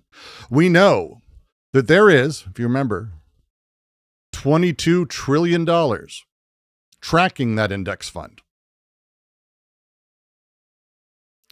We know every major fund is going to be required to buy that stock at whatever price it is. Let me say that one more time. Whatever price it is on this day, it's a sale. So let's say you buy, I literally don't even care. The numbers literally don't matter. Let's say you buy it at $100 a share. Why would you ever see that number drop below $100 a share when you know someone is going to have to buy at that price in whatever fucking day? Whatever day. Could I do a limit order? I am going to be spending time figuring out what I can do with this, because this is awful. This is awful. But this is the kind of thing that I would say, talk to your financial advisor about how this works. And see if you can get out of whatever you're obligated to, because here's the deal. Whatever this number is, it doesn't matter. I'm actually going to lower it because I think this is more likely what's going to happen based on knowing that someone is going to have to buy billions of dollars of whatever the fuck it is at whatever fucking price it is. Let's say it starts at $100. What the fuck is stopping it from going to 1,000? When you know, literally on this day, there's no way to get around it. There, whatever the fuck it's at, it's selling. And then, what do you think happens the next day? Everyone sells. Guess who doesn't? Any of those funds. You're going to literally see, I believe, this is going to be the largest single day wealth transfer in the history of the world. And I mean that. I'm not joking. I don't foresee how this doesn't do that. If this ends up where a whole bunch of people get this to like, it's a $2 trillion company because they get it to $100 billion for what's out there. And the stocks are up 20% or 50% or 100%. It doesn't matter. The day 15, the whole thing is collapsing and everyone is selling who has to, who can. Because as they sell, someone has to buy because they have to buy based on the size of the fucking index. And the size of the index is based on, for this, the size of the entire company.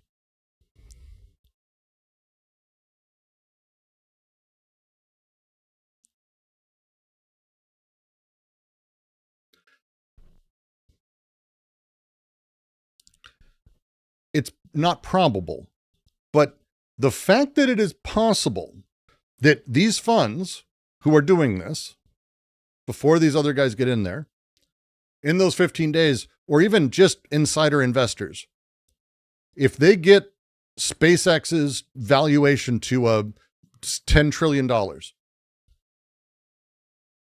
there's enough money in all of those funds to take that on when it happens.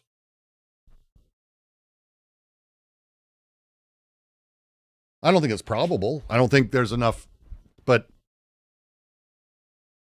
I couldn't find, this is the conversation. If we got it to a fucking $1 trillion, this 80 billion that they're trying to sell, if we got it to $1 trillion, like a 10x or 11x or 12x, what they're trying to do, why not? And there isn't an answer, except that it's probably not going to happen because I don't think there's that much money ready to be spent and they're not that certain this will work.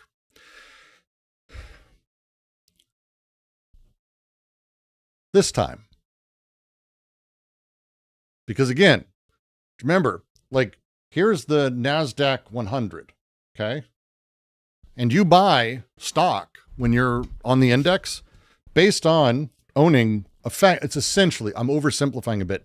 You will buy a share of the NASDAQ 100, which is based on the size of the 100. But it's not based on like how many companies there are. The hundreds doesn't matter at all. It can be fucking 700. It doesn't matter.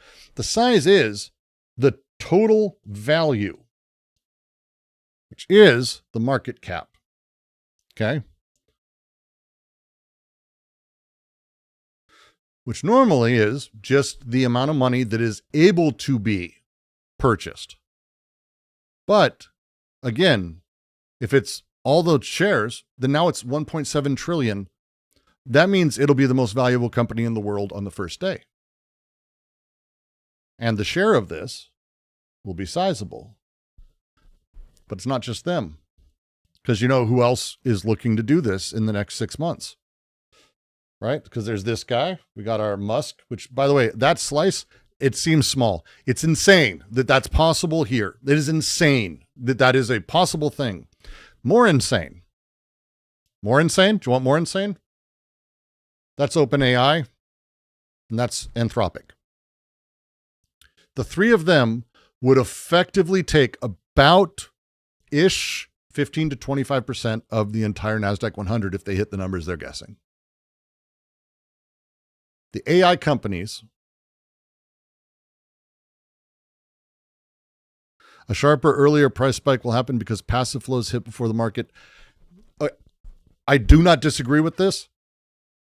I don't know enough to be able to have that conversation, but you're talking about something that now is the internal workings of all of this. And I do not believe, and I mean this, there's no one who is like sitting there going, here is how we're going to steal all the money. What they're doing is they're going, here is how, because you remember the list from earlier, all of those guys who are underwriting it and are also super tied to the people who own the NASDAQ and setting that up. And also, by the way, Paul Atkins, I just want to go through that as a person. The SEC, which normally would stop this. The SEC would normally stop this. This is absolutely the thing that they would go, no, you can't do this to retail invest. 15 fucking days to public funds? Are you out of your mind? This would stop Biden's SEC, Obama's, Reagan's SEC would have stopped this. Do you understand that? Okay. Reagan's SEC would have stopped this. But Elon Musk owns our president, who's also a piece of shit, who shits his pants a lot, also fucks kids. They're kid fuckers. All of them are kid fuckers. Do you know they're all kid fuckers? That's what they do. They fuck kids. It's really weird. They're all into fucking kids. It's crazy. They're all kid fuckers. Dude, I can't believe they're all kid fuckers. It's weird how much they like fucking kids. I mean, it's not even the normal amount of kid fucking that I thought for the longest time before Q, and I was like, oh yeah, well, a few of them. No, they all like fucking kids. It's really wild. It's crazy. Their own kids too. That's my bet with Trump, but hey, that's its own thing. Feel free to sue me. I'd love discovery. The thing that Atkins did when he put together his SEC panel for Trump, they're all absolutely Republican and 100%. 100%, they didn't even let the Democrats have the seats. There are 2 seats Democrats are supposed to have. They didn't even fill them. Not the Democrats didn't. They left the Democratic seats empty. So his thing and his public thing, and I'm not joking when I say this, immediately after he was confirmed, he said his goal was to, quote unquote, make IPOs great again. MIGA. Oh God, I'm going to get fucking canceled. That's what he said. You can find him saying the fucking whole word. I'm fucking canceled. MIGA. God damn it. That's what make IPOs great again. Make IPOs great again. That's what he said. Motherfucker. You goddamn people. That's okay. I'll let it be. It is what it is. There's nothing I can do. That's how it goes. I stand by it. He said the word. I don't give a fuck. Well, Brooks, you can't say that. It says soft G. I mean, I don't think he would pronounce it. I'm not going to say it again. It doesn't matter. Make IPOs great again was his fucking slogan. And for his words, reviving the IPO pipeline is, quote, my highest priority, and capital formation is how America prospers. These are quotes from him I found. On the day he was confirmed, Trump said, as part of an executive order he issued, that regulations were not to predetermine economic winners and losers in IPOs.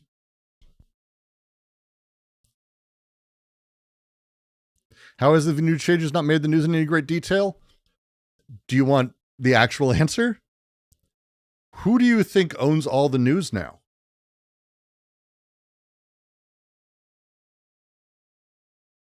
Like, I'm not joking.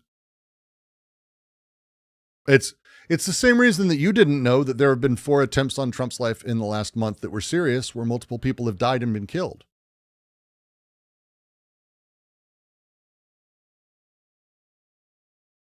You don't know that? That's a lot, by the way. And I will continue to use that as an example of how fucked we are. So, overall, yeah, Trump indirect. But literally, this would have been stopped by everyone ever.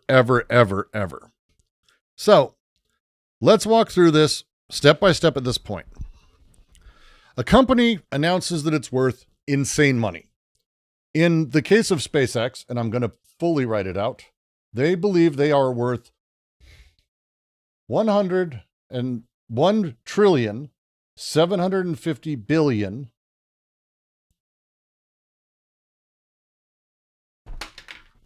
Sorry, just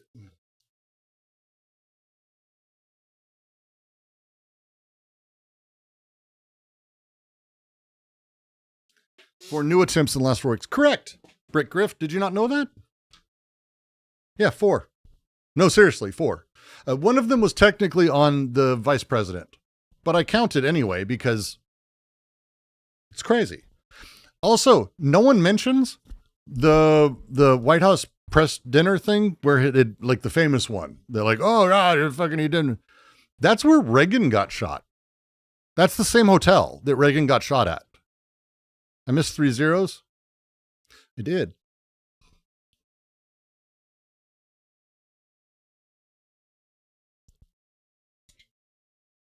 I actually, that doesn't even feel like a number. Am I wrong? Does that even feel like a number?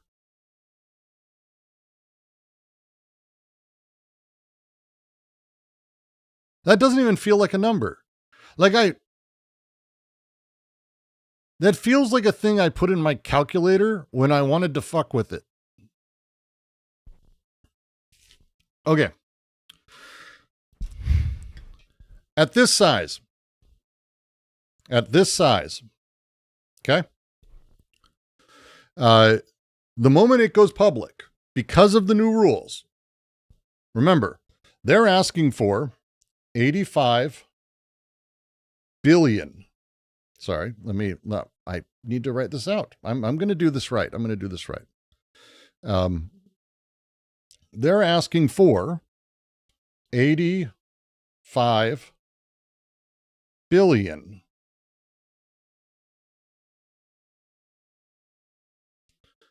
Right? So in the normal world, okay, in the regular world, as of 3 months ago, they would have an $85 billion market cap if they hit it. It's fine. I don't think it's worth that much, but there you go.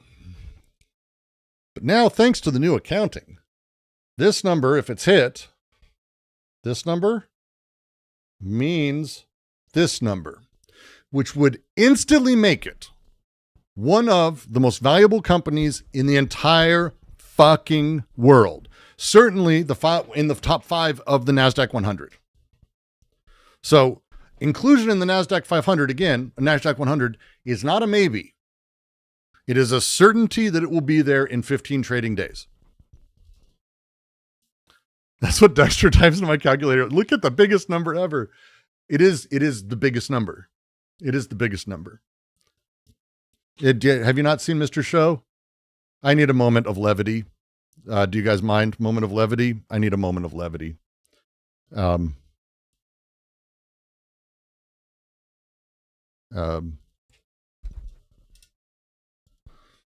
Biggest number.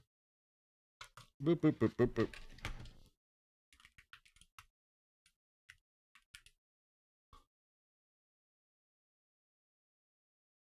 Let's see if I can find it. Biggest number, Mr. Show. I don't care. I'm gonna end up having to delete the segment anyway.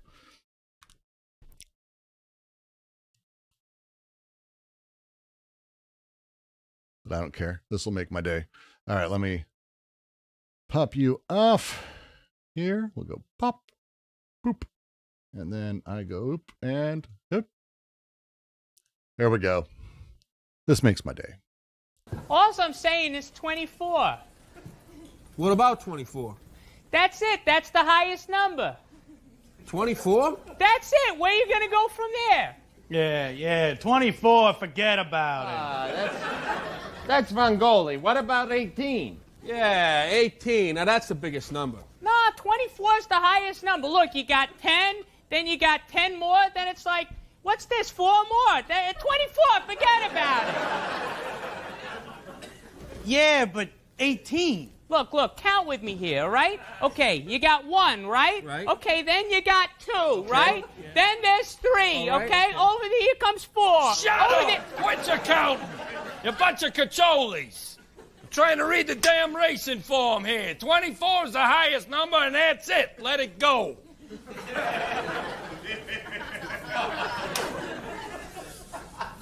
Sorry, boss. Yeah, sorry. I am sorry, Don Corelli, that I said 18. I forgot about 19. And 20. Mr. Show was the best ever. And 21. And 22. Shut up here! 24 is the highest. That's it, all right? Sorry.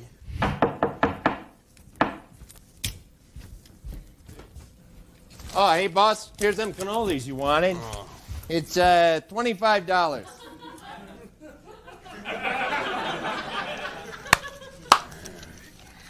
There you go. Keep the change, kid.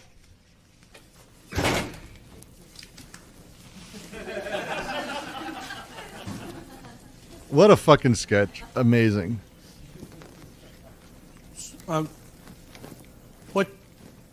What you give him, boss? Nothing. It doesn't matter. I gave him 30. 30. What about 30? Well, it's higher than 24 by like 5 or 6. Yeah, 30. Forget about it. Hey, 30? What about 31? Jimmy, you stay the hell out of this and stir that I'm sauce. stirring. Well, how about 32? I'm warning you. It's such a Just good gotta bit. say it, boss. Goddamn. 33. God damn it! The next one of you falatos that adds a number to another number is gonna hear it from my 45.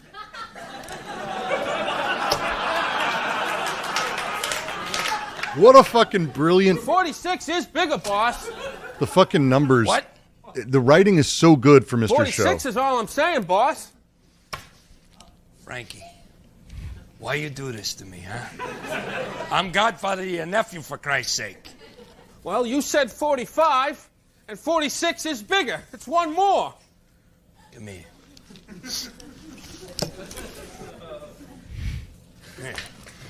Hey, 47. I'll deal with you in a minute.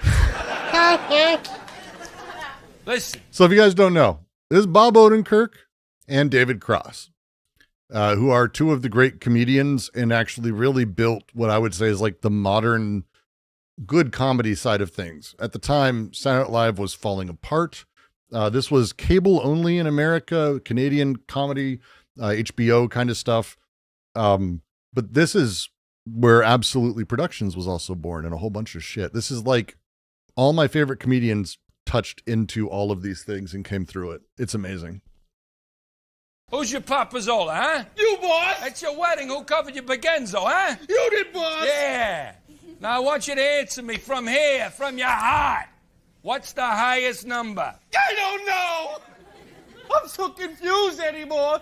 Danny said 47. And Danny's dead. I'm right here, boss. Jesus, good shot, Danny. Yeah. He was only 49. Hey, 49!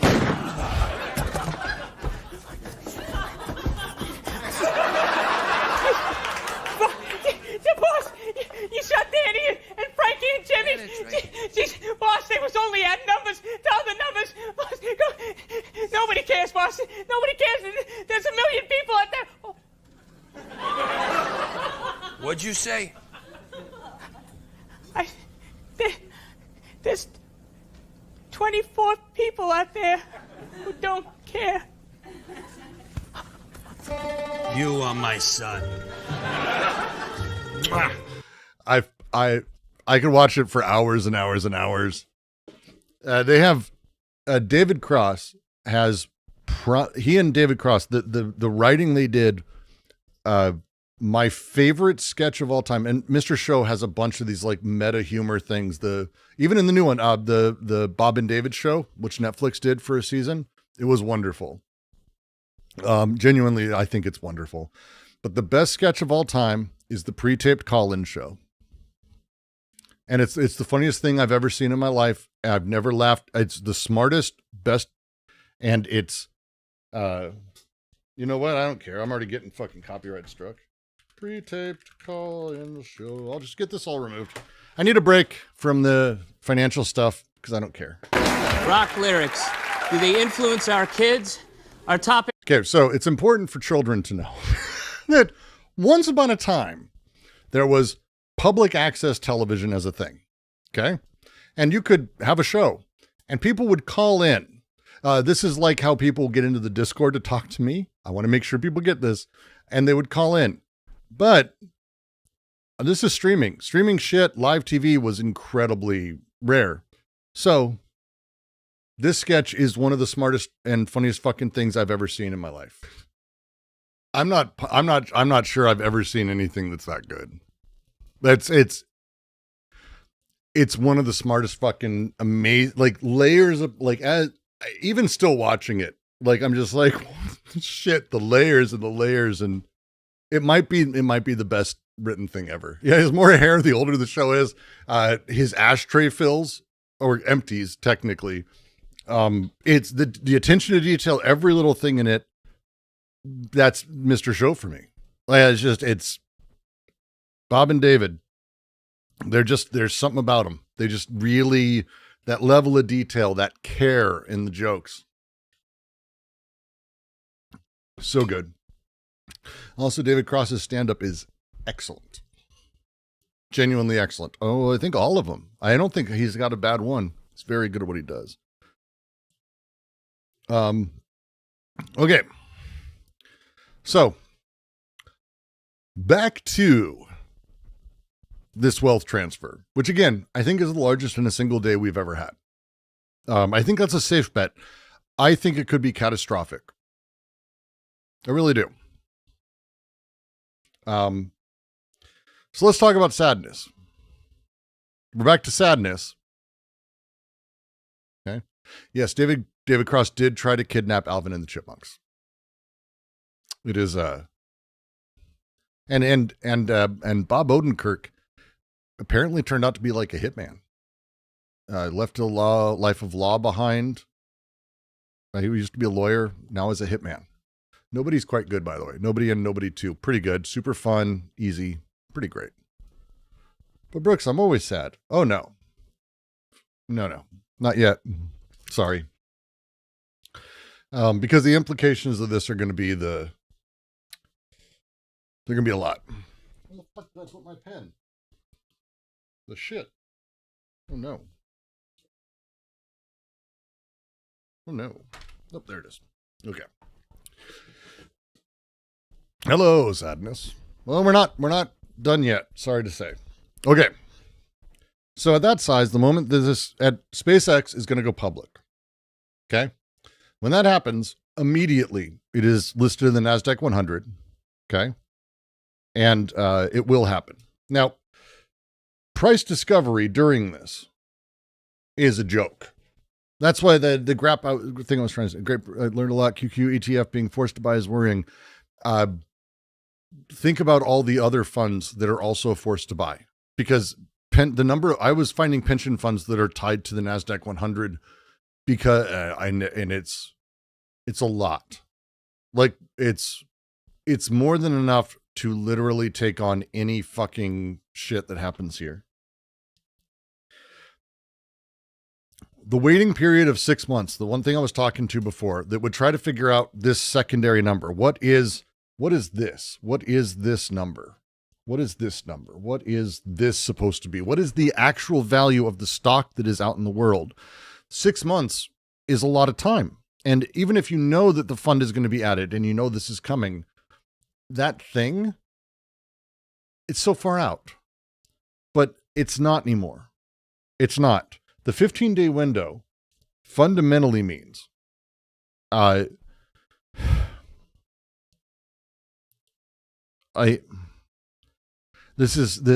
Sorry. This is like, I just am thinking about like, I remember in 2008 and 2009 when the people I know who lost everything, in 2001, the people I know who lost everything post 9/11. And that I think this is that kind of thing. Okay. Fast entry shrinks the window of 6 months to basically 2 weeks. And with this, it poisons price discovery. Whatever you want to say about capitalism, and we're not having that discussion here, price discovery exists and is a thing. But because everyone in the market now knows that in 15 days, a tidal wave of forced price insensitive index buyers is going to be coming. Because of that, the first 15 days are not about price discovery. Instead, they are a staging area. Traders who understand this machine and that this is happening are going to spend those days to position themselves from profit in this wave. That is either probably through longs. My money is a fuck ton of longs. Price discovery is what it sounds like. Except price discovery is meant to take 6 months. When it's 15 days and you know that these people are waiting, that's enough time. That's like within a perfect window. That's 15 trading days is 3 weeks. That is within a single month. That is enough time for people to position themselves and suck it up for whatever's happening in the economy. Literally anything else happening. And even if it's bad, if it turns out that the rest of the economy is collapsing, I guarantee you people don't pull out of this, because whatever it is, price-wise, when it hits that, 100% of it has to be purchased by the people. That's it. Genuine price discovery, Envy, is people like actually fighting with each other over what a thing is worth, trying to short it, trying to fuck with it. Billions of dollars shorting, billions of dollars longing, billions of dollars buying, people being dicks to each other, finance people fucking with each other because everyone wants to make money and they're all fucking with each other all the time. But if everyone knows that 15 days from now, a huge pile of money is required to be spent on this, that at any price, at any price. Do you understand that? Any price. The haggling isn't about what the thing's worth. It is a race to own it before the forced buyer shows up. We are going to see this IPO, my bet, we're going to see the market cap of this company hit $10 trillion.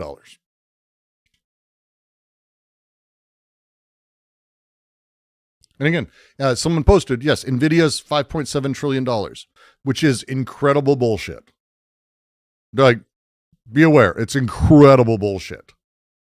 But turns out not as much as it could be.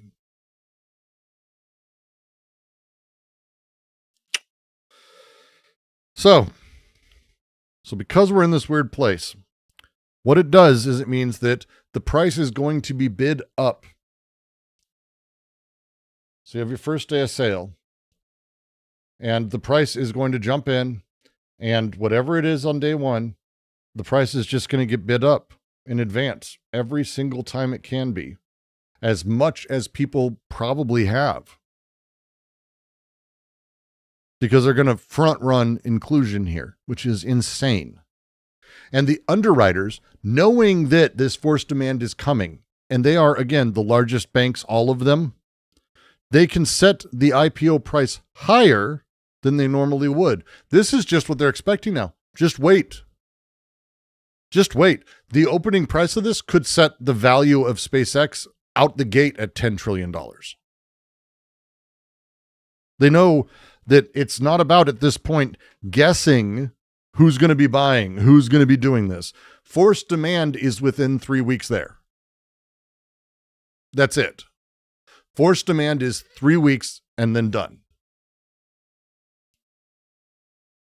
The forced demand effectively becomes collateral that the company and the underwriters and the banks can borrow against when they set the price. So this idea is now completely fucked.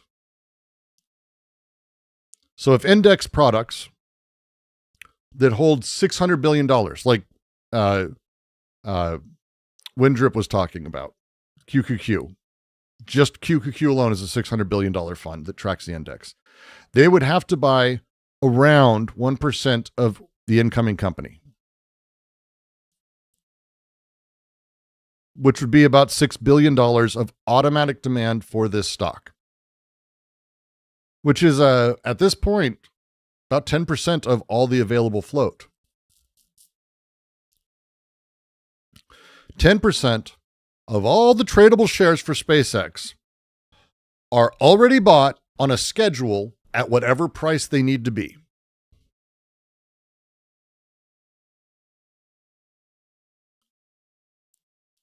Like, I'm emotional over it. This is like, I know we live in hell. Everyone here knows how I feel about capitalism and the system and all of this and how fucked we are. This is insane. Feel similar level of market fuckery going on in the South Seas bubble crisis. It's the type of thing, but that market fuckery was, again, more directed, I would say. It's more directed. This is institutional little bits of changes over time in an environment of pure corruption, which is what the Trump administration is. Flatly, just insanely, openly corrupt in ways that no government on earth has ever been. Not just America, by the way. Any government ever. Which is embarrassing as fuck for everyone who voted for him. And it should be. But they won't feel it because they don't understand it, which is fine. The thing that sucks for this, okay, I'm drawing my stupid little graph here, but let me continue drawing my stupid little graph for a moment. Because this number will continue to go, loop, loop, loop, loop, loop, and then we're going to hit day 15. And let's just say day 15 is like, I don't care. Here they come. All of these great money people. These funds that are going to buy it at whatever it is. And they're going to have to buy 1% of it, which is insane. 1% of the company. 1% of the market. They have to spend 1% of their fund in the... There's some weird... I'm getting it wrong. I don't care. It doesn't matter. It's a huge chunk of money. Billions of dollars that is already preset to be sold. And the larger the number is, the more they have to buy. And all of these funds are this. Of the entire fund. So it's about like ratios at that point. So at this point, forced demand dies pretty much instantly right here. Okay, this is the end of forced demand. The index funds bought what they were required to buy on the day they were required to buy it. The price insensitive buyer has done it. It's all of them, not just those tracking NASDAQ. Crispin, correct. It's basically any index fund is going to be doing this. I'm sticking to this one, but this is fucking insane. All of this is insane. All of this is insane. So the price insensitive guy who can't sell, I can't. He can't the next day go, oh fuck, this is stupid. I don't want this. They're done. They're locked. So the price now has to be held up at that point by the real market. And the real market cares about value. No one alive at this point wants to buy this stock. No one. There is, let me say that again, 0 people. There are 0 people that will exist in the world at this point wanting to buy this stock.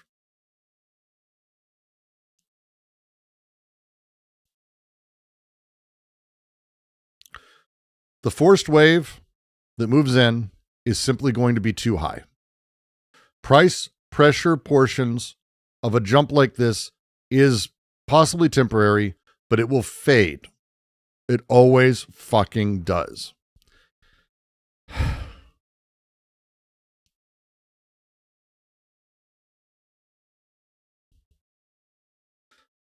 Remember how we talked about how insiders had a lockup period for stock?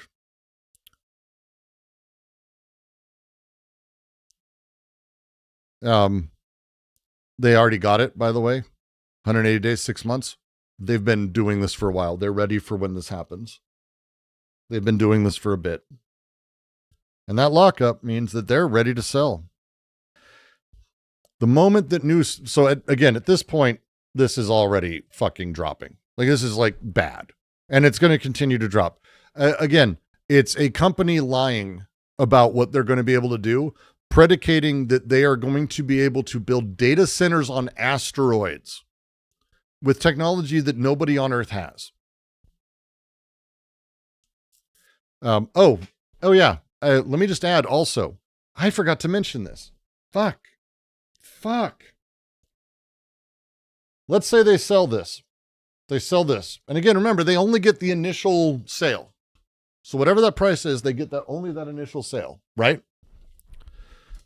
Of this, okay, the underwriters actually are themselves, not only do their like 3%, okay, which they get for this, but they're actually already, it's in the fucking prospectus, like 30 billion is just gone. Paying off debt. It doesn't go to expanding the company. It doesn't go to buying assets. It doesn't go to hiring people. It doesn't go to anything except paying the debt that is outstanding. So,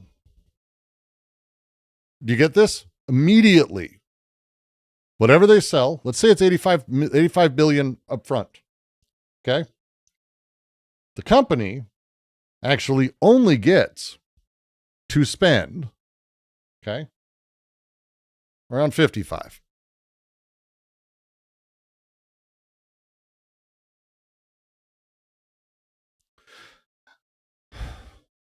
So the company immediately loses a third of all of the money that goes to it. Yes, everyone's paying off Elon's and their company's debt, and the debt of the banks that loaned him money to do this thing 3 times now, and 4 times really, because we're still paying for Solar City's garbage and his scam with his fucking shithead brother liar. So, a third gone.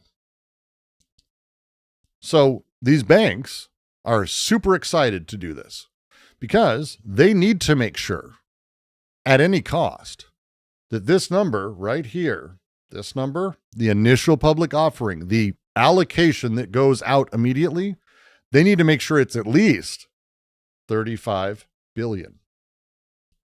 If it is less than $35 billion, they will never get their money back or be paid back ever, and the company will go bankrupt immediately.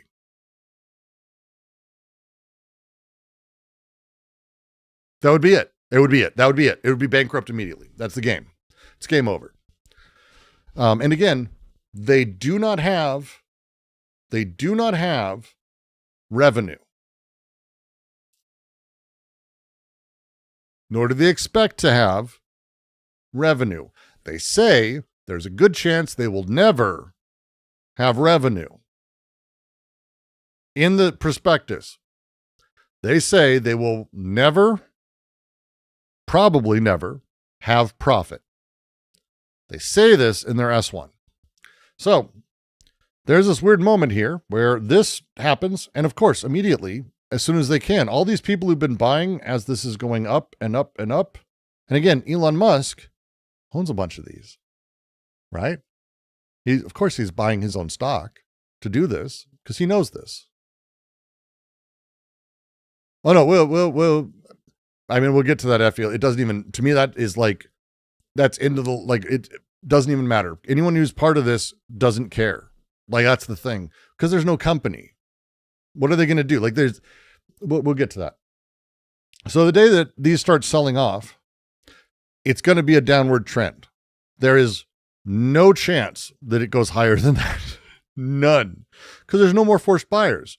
So all the money that was in here, and again, let me just say clearly, all the money in here, and I'm going to be very much this cash that came out of those funds that now owns 1% of the company as a thing, that money goes to all the people who bought stock at these various places. And immediately, the stock is devalued. Immediately. There's zero chance whatsoever in any way. Now, this will go for a bit. And at some point here, it depends. We don't know when shares vest or when lock-in ends. Their insiders may be, 180 days. It may be from IPO. Maybe not. We don't see these things. We don't know. There's a good chance that they're doing fucky stuff with it. Very good chance.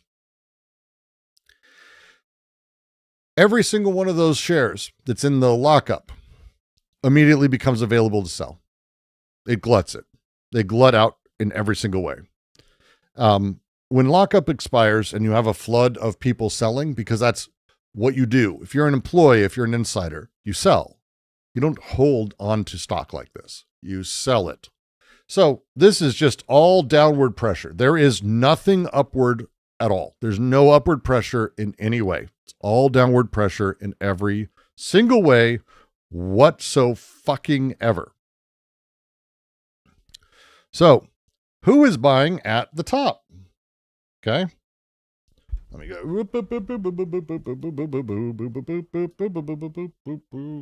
So who's buying at the top? Well, we know because they're forced to. They're forced to. At the top, okay, right here, the biggest index funds.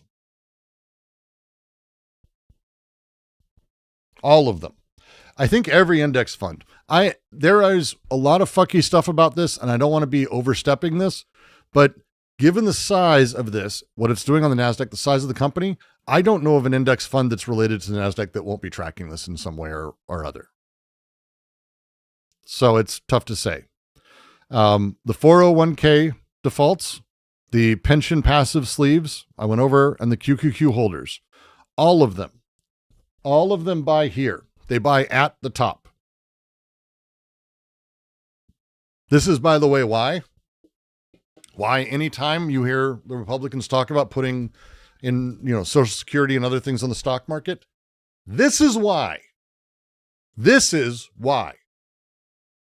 Because they want to be able to use it as determined funds waiting. That's it. That's it. This is why. Who sells? Because these are the people buying. So then who's selling actually here? Who's making out with the cash? Well, that's easy. Pre-venture, pre-IPO people, period. Which, by the way, Musk is significant in there, for sure. But so are all the underwriters. Right? And employees, probably, a couple early employees, insiders. They make out tons of money. They use the forced wave and later the lockup expiration as their exit. And they will sell their cheap fucking shares that cost them nothing for insane mandatory demand.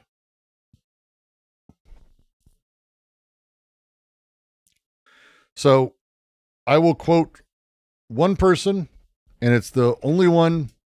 It's the only line that matters for this, and I think it's accurate. Your 401k is the exit liquidity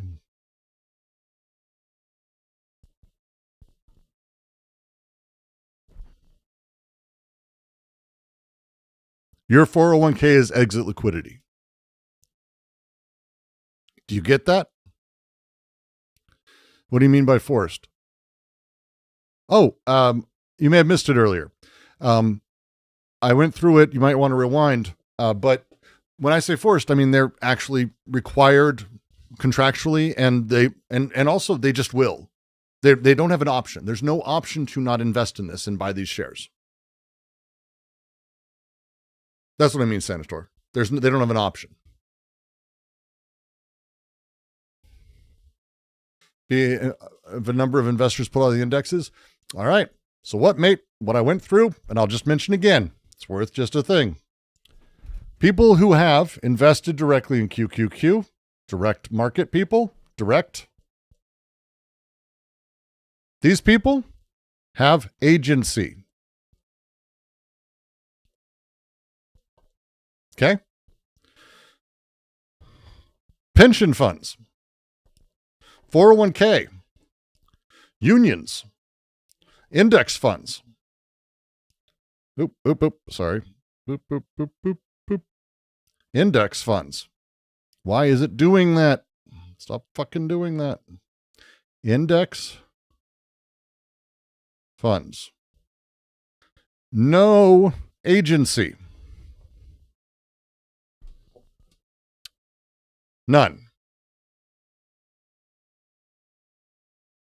None. You don't get to take it out. Right now, if you have a 401k, you probably aren't going to be able to pull it out in time. And you probably shouldn't also, because the losses you will probably take in tax hits and penalties probably are larger than you would get hit here. But you're getting hit and fucked somehow. Isn't that great? This is not theft legally. This is not fraud. Everyone here is following rules. This is a structured, certain wealth transfer, predictable and mechanical. It is the result of removing waiting periods and rules, knowing that forced buyers sit downstream. The intent of the rule writers and asset managers is just to make it easier for lots of money to come in. I have no reason to believe otherwise. I really don't. I really don't. The transfer of value from late forced captive money to early free sophisticated money is a side effect that I don't think anyone intends, but it is structurally necessary and certain. And again, let me say this one more time. Okay? Based on this, because our friend Elon Musk is doing one of them, SpaceX is doing 1.75 trillion. Anthropic is coming up soon with their own IPO. The guess is $1 trillion. The guess is $1 trillion. OpenAI, we don't know. Again, I'm less inclined to guess here because I think it's going to be fucking insane. If SpaceX gets away with this, I expect it to be bigger than SpaceX because they actually have a company and SpaceX isn't even a company. But it's worth noting that OpenAI 2 months ago had effectively a $850 billion valuation due to actual investment. Okay. They had a funding round that put them at that value. So that is probably a sign that it's going to be in the 2 to 3 to maybe 5, possibly $10 trillion number. Every one of these companies that is going public here that we're talking about, and there are more, by the way. There are more. Lots of companies in this space that are looking to do this. Lots. And if these guys get away with it, why would the others not? Why would they not try? I mean, again, it's the same underwriters, same people, same institutions, same index funds, and same total lack of choice. Why would you not repeat it 5, 6, 7, 10, 20, 30, 100 fucking times?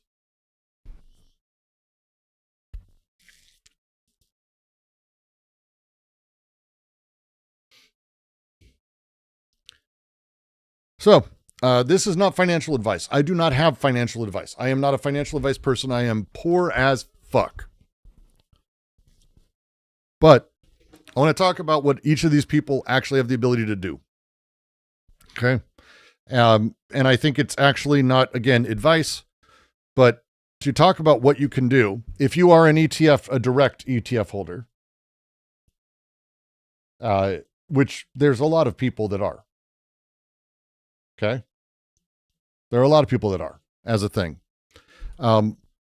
you can just not own QQQ around these events. You can pull it out and put it back in. Like, it's a thing. Again, you have absolute and total control. It's crazy. You can play with equal weight funds. You can use broad market funds. You can even actually move trades around. Again, this person is what we traditionally think of as a stock buyer. They own stock. They can buy and sell. They have control. That's a thing. They're not liquid, but they can sell stuff at some price and they can make money. If you are someone who is in 401ks,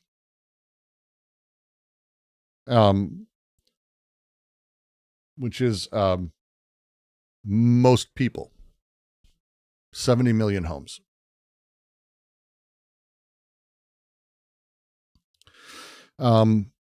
You can maybe make changes in a way that says that you're just not tied to the NASDAQ 100. S&P 500 maybe. You will end up investing in this anyway. An S&P 500 purchase is still going to go ahead and end up holding the biggest of these fucking companies because the S&P has its own inclusion process and they're also doing the same fucking shit. So you can reduce exposure a little bit by caring about that, but you can do nothing else otherwise.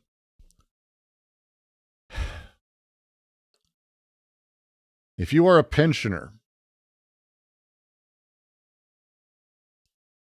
and this is, by the way, this is globally. This is not an American problem. I hate to tell you. This is not an American problem. You get that, right?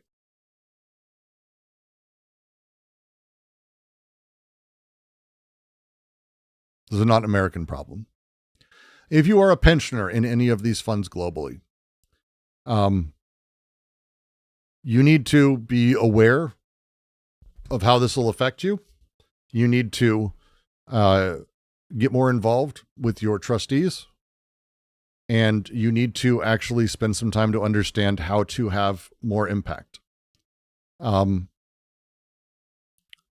Trustees who do this for pensioners are legally bound to chase strong risk-adjusted returns at low cost. And broad indexed funds are the best version of this. So this is not a thing that you will find boards abandoning. You will not be able to push them to do this. You are fucked. Most people are fucked. Teachers, firemen, cops, fucking anyone. You're fucked. And how much they do this over the course of the next year or two, you're fucked. Michael Berry's been shorting QQQ since March. This would be a reason to short them. Which is, by the way, betting on, like Michael Berry talked about, it's betting on the world losing. Because, again, Trump and Elon are human garbage put into positions of doing things that will ruin this world and ruin people's lives and cause death.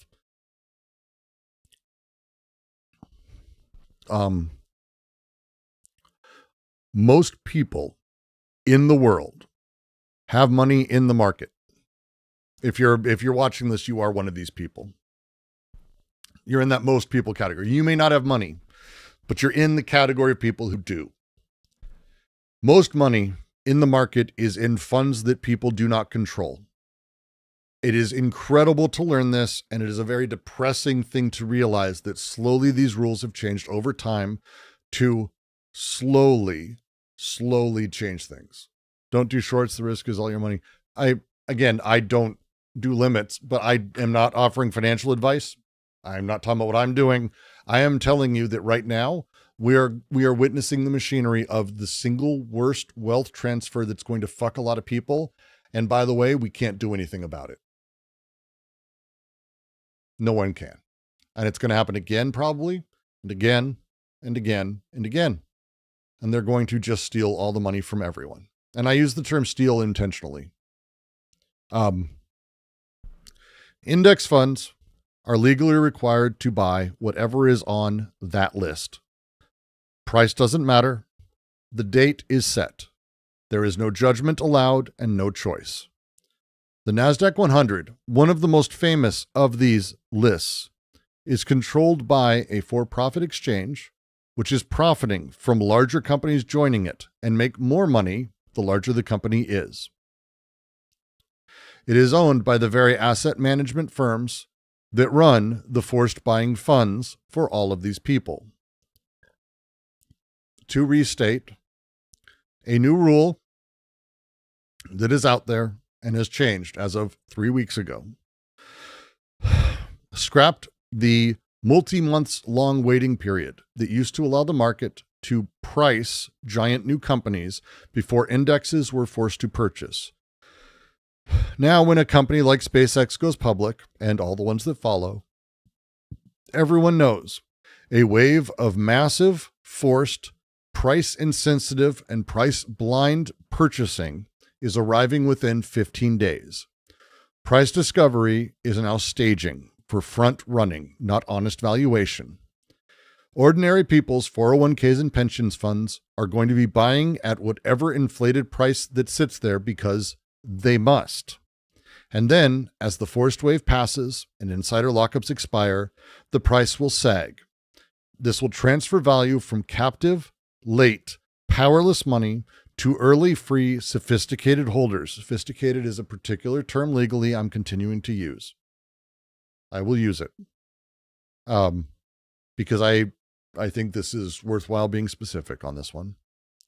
No one here is committing fraud. The structure itself is moving the money and is the thievery. The harm to retirement savers is necessary and a side effect of a system built to make big money flow into stocks faster. Those who have the least ability to opt out are the most exposed, and their only recourse is slow, collective, and political, which doesn't exist in our world anymore.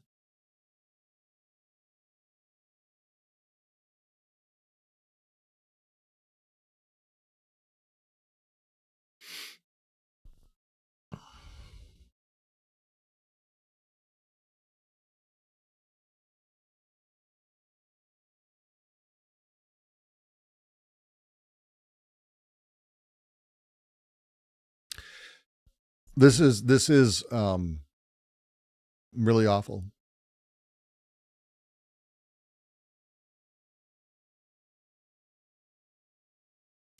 So we've entered an area, Suresh. So we've entered an area of corporations as instruments for direct mass wealth transfer that pop in and out of existence rather than sites for extracting profit for labor under. Correct.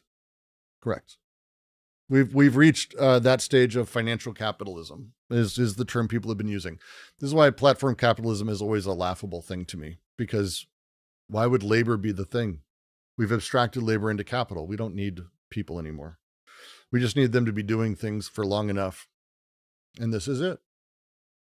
This is actually going to be it. This is going to be, I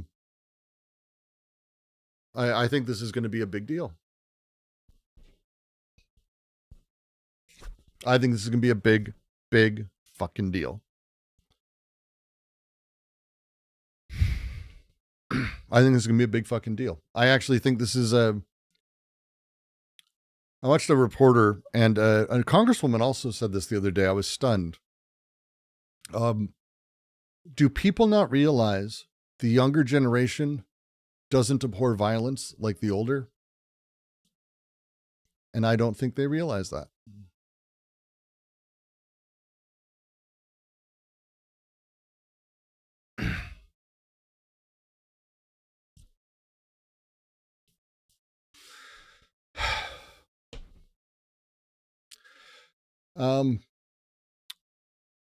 Someone put in a video. We're going to take a break for this right now. Someone submitted a video over to me. And I figure, let's do that.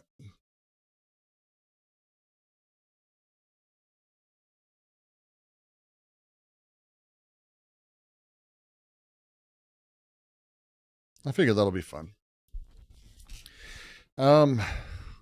I'm very depressed over it. If you can't tell from how I'm talking and all of that, I find this to be incredibly distasteful.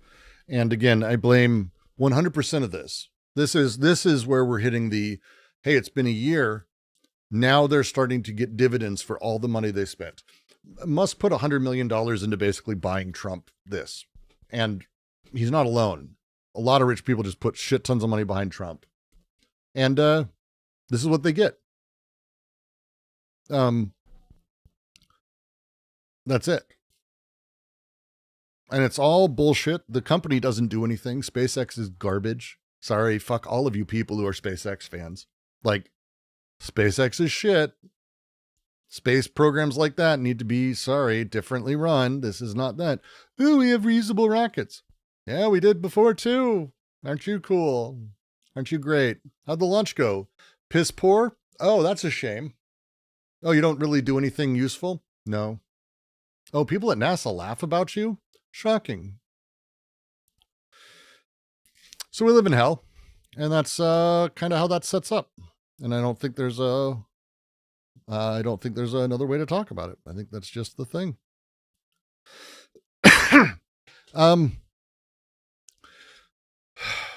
Rocket imploded for the bajillionth time. It's a prototype flight. That's why we've had 15 of them. Fucking idiots. Have you ever seen the fucking group clapping? And you're like, oh, that's the widest bunch of non-scientists I've ever seen. ETF investors, there are pseudo-index funds that don't immediately add IPOs. Again, don't make financial decisions you don't understand, but both Dimensional and Avantis have global options. Oh, see, that's actually solid, good advice. By the way, also not a thing that matters to pensioners.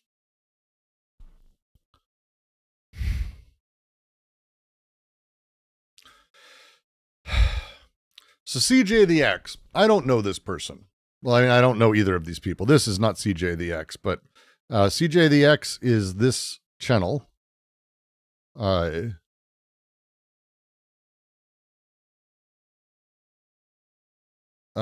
it's the kind of thing that has videos called The Dialectics of Rick and Morty. I hate all of you people for putting this stuff in front of me. The Brony song that makes me cry. Shapes of God. How Jordan Peterson's suit taught me fashion. He has a lovely, oh, good. 350,000 subs. He has on Professor Wynn, who I don't know off the top of my head. CJ is one of J-Reg's friends. Of course he is. Of course he is.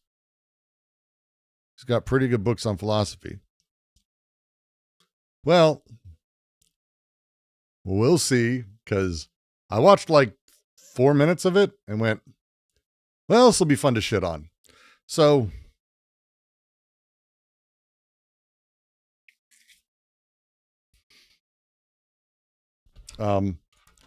I don't care for what he says and how he talks about things almost at all. The philosopher guy. The other guy I don't even think matters. He's being super annoying. The idea of players making choices, I think, is fucking adorable, and it just shows people don't understand or care about what they talk about. But I want to spend some time on this, so we'll do that. But for a moment, before I do, I am going to walk around a little bit, because that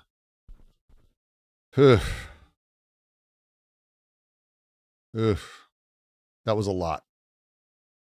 That was a lot. And I need a moment to like let my brain enjoy a thing.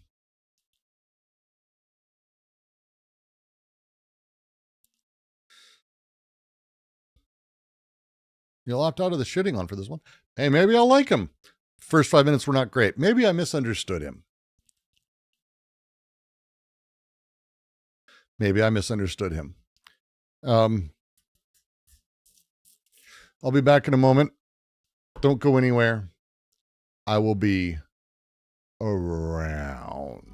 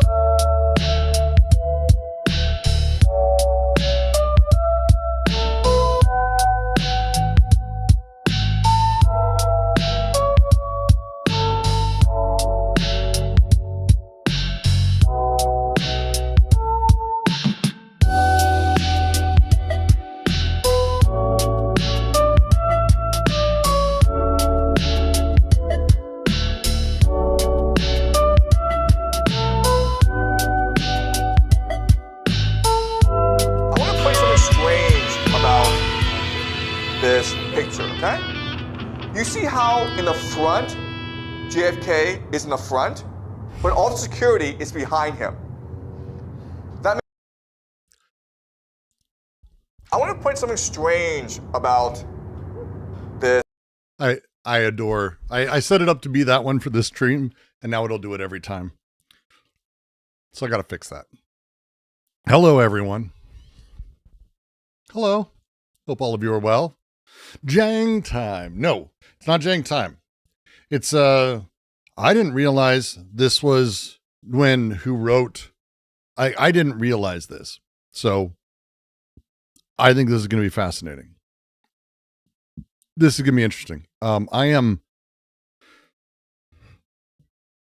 not a fan of his book.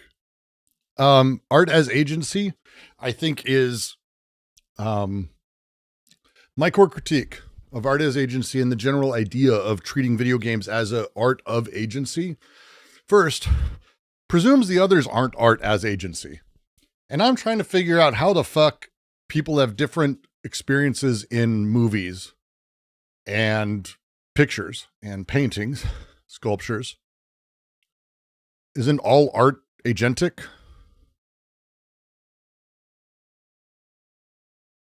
I made my late night snack. I recommend everyone. This will be Brooks's financial advice. Get a sous vide. Get a sous vide. Get a sous vide. I don't care if it's cheap. I don't care if it's good. I don't give a fuck about whatever it is. I don't give a fuck. Get a sous vide.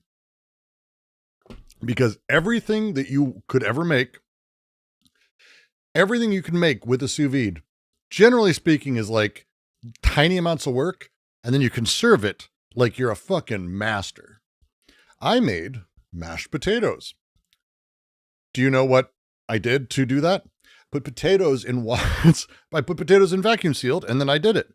Because the potatoes, if you boil them, pulls all that starch out. There's a lot of starch that ends up in the water. Sucks. But if you can do it in the sous vide, you end up with genuinely what is the creamiest potatoes. There's no butter. There's no oil. I did add a bit of salt. The flavor's off the goddamn charts. Can you make omelets? Yeah. You can do anything in a sous vide. It's insane. Microplastic machine.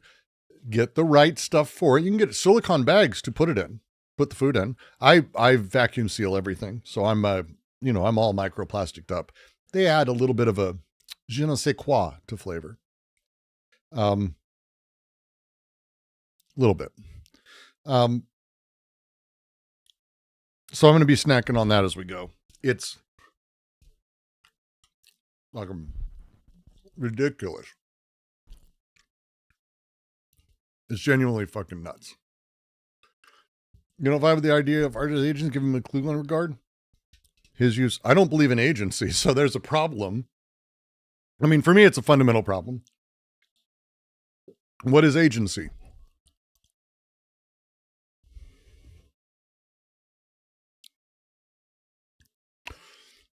If agency is portable, if it's able to be layered, and if it is disposable, a garment a stable, practical self puts on and takes off through a gentle fluidity,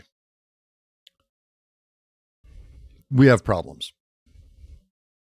Also, I don't believe that video games transmit forms of agency, which I think is, I have issues. But my idea fundamentally denies both. My concept of games denies both fundamentally.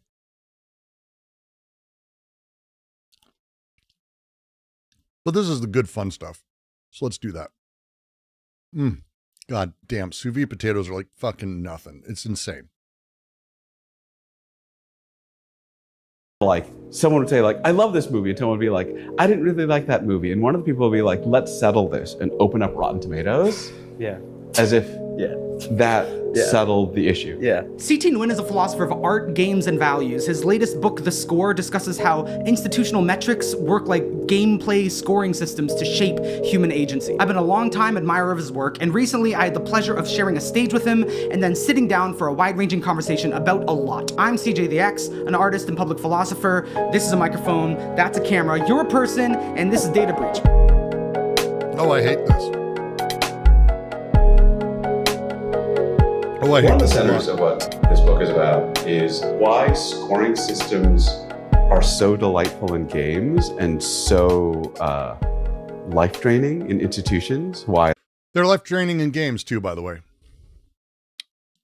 They're life-draining in games too, so that's wrong.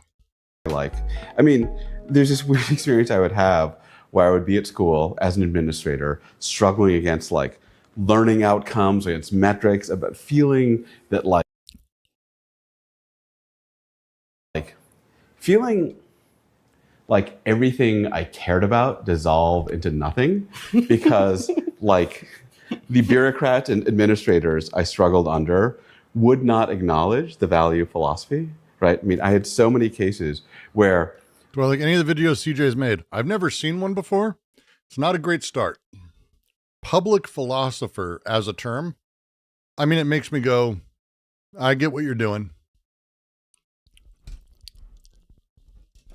The performativity is reaching levels we've never seen.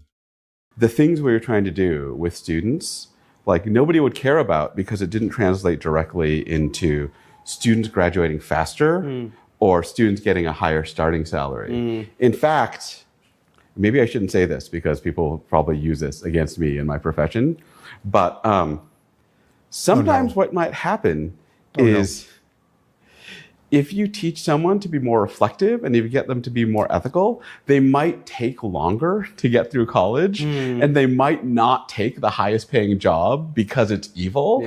And they might take a slower or more difficult or more careful path. And all of that sounds like scoring systems, buddy. None of that shows up in main large scale metrics for success. You just defined a series of metrics that people give themselves for success in your own. Do we not know what words mean? I know I'm starting pedantically, but Jesus Christ. Oh, they might decide that a job is too evil for them, but they don't have metrics. And so there was this moment in my life where I was writing my first book about games. And that book is all about... I hate this book, by the way. I hated this book when I bought it. I hate it now. It's everything I dislike about this. He's in like the Ian Bogost adjacent school of this, which is basically a way that lets people talk about video games as their own unique thing without actually critically talking about how they produce what they produce. About how people don't understand the beauty of games because they keep trying to make it like a movie. They keep pointing to the fixed qualities. Fuck, I'm going to hate this so much. Trying to make it like a movie. No, they're making a game that's like a movie. Sure, you're calling it that. You're categorizing that and pre-categorizing it. Making it like a movie. Why? What is like a movie of a game? Bogus is god-awful? Yep. Or what games are they're action sculptures, right? Like core idea of the book, which I'm sure that... Just so you know, sculptures are actually action sculptures. That like I hate everything so much. You ever seen a really gorgeous sculpture, like a real important one of the famous ones, any of them? One that the first time I ever experienced. He's critiquing the same thing you are? No, he is absolutely not. Because he wouldn't say action sculptures. I wouldn't say games are action sculptures. No, sculptures are action themselves. So when I was young, I went to the Denver Art Museum. They had a big thing. We went every year. The Denver Art Museum had a bunch of stuff. This one there's this hyper-real artist who does incredibly detailed hyper-real statues of naked people. And he has like one that's like a giant naked baby, which is famous. Okay.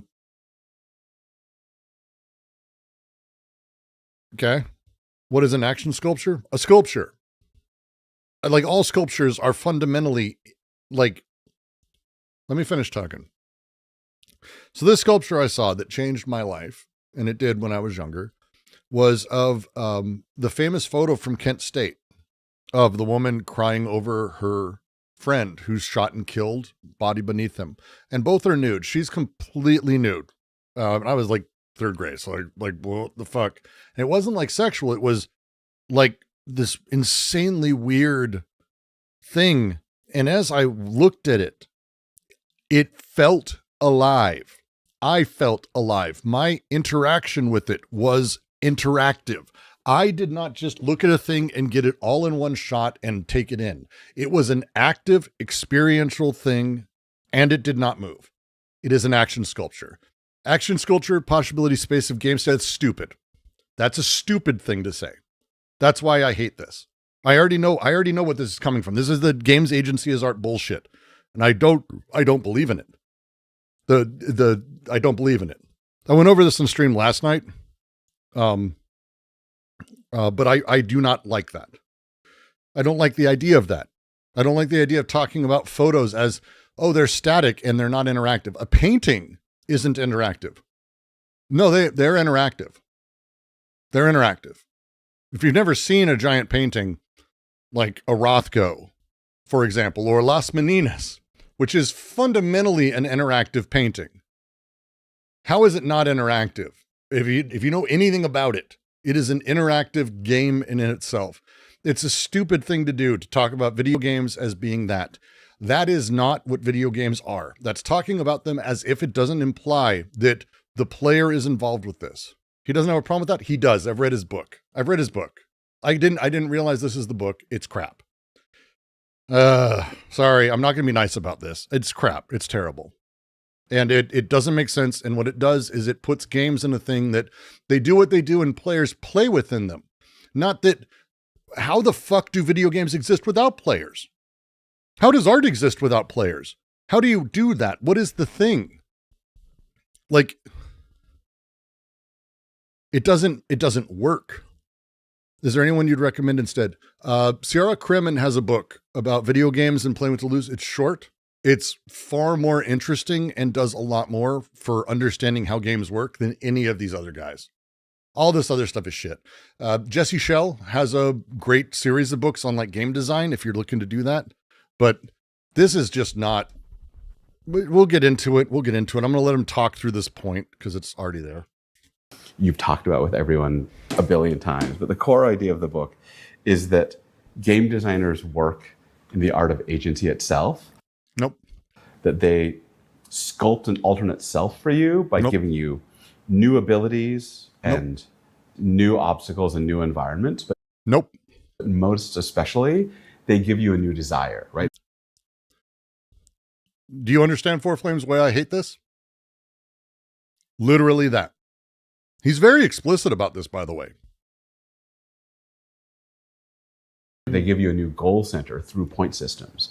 And which is, what about the games that don't? Oh, I guess they don't count. Like, his fucking theory's terrible. He's like Galaga brained. Like, I don't play games that have scoreboards. Like, yeah, at the end of Deadlock, at the end of Dota 2, yes, there's some semblance of scoreboard. What the fuck? That's not, no one plays for that. Part of that first book, the heart of the first book was about how incredibly ecstatic. Like, okay. Like, I'm just looking, by specifying a goal and a set of abilities and obstacles, designers compose forms of agency. Okay. Let's talk about this first. First problem. They sculpt an alternate self for you, the player. That's a delivery model. That's not what a game is. Giving you a new desire presupposes a you that is prior to and outside the desire that exists in the game. How does that work? The player is not handed agency. The player is individuated through the operation within the circuitry of the game as part of that circuitry. It's a terrible thought process because it just dead ends. It just dead ends. It's a delivery model and says that it gives you goals. Great. You are useless. You can't do anything with that. What can a designer do with that? Oh yeah, I give people goals. I guess I have to give people goals. But wait. The most rewarding games, the most popular games, all of them are not about the goals. They're about emergence around the goals. And designers actually don't sculpt emergence. They enable it through design. Fortnite. Do you know why Fortnite was huge? It wasn't that it was a ripoff of PUBG. PUBG was already out. Do you know why it was huge? Because it did weird things where you could just build a bunch of shit. You can knock shit down and build a bunch of shit. And there was like no rules about what you could build. And no one knew what the fuck that meant. They didn't have like oh yeah, if you build 92 things, you win. That's not how that worked. It was like, oh my God, Minecraft. They've added, after it got popular, they added the goals and the leveling and all that. It was popular way before that. Way before that. It was massive way before that. When it was wholly emergent. Didn't everyone hate Fortnite building mechanics? Boy, probably not, given its absolute and total success. You can say you didn't like it. You didn't play. That's great.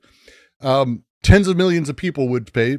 No, we did. We did okay. It did okay. We got it. Minecraft was massive. Massive. No goals. No goals. Like it's, you're talking about Call of Duty?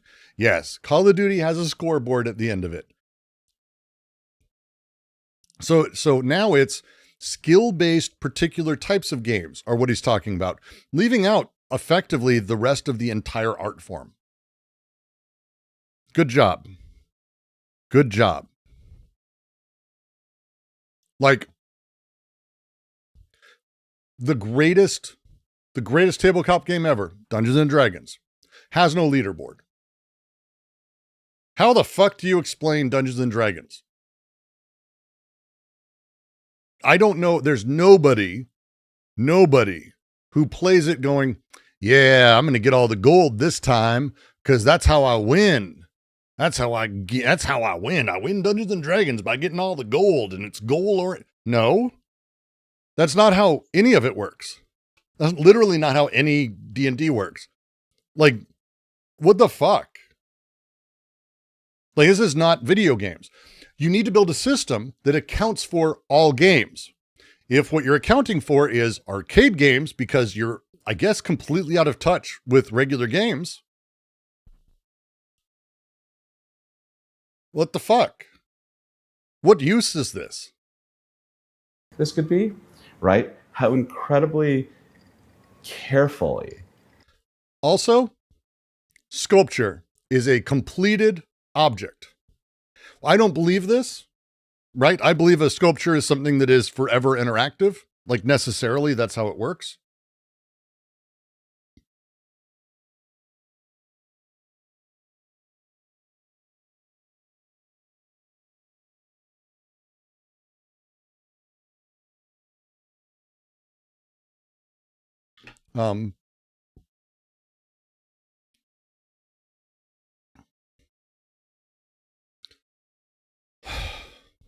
Very frustrating. Sculptures, as they function, are completed works of art. If you're in this world as a thing,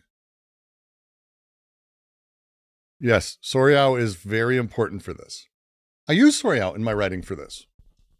Wynn used to be a good writer, so I don't know what influences his thinking at all. I mean, I'm sure he's a fine writer. He used to be a food writer. A food writer? Oh, that's awful.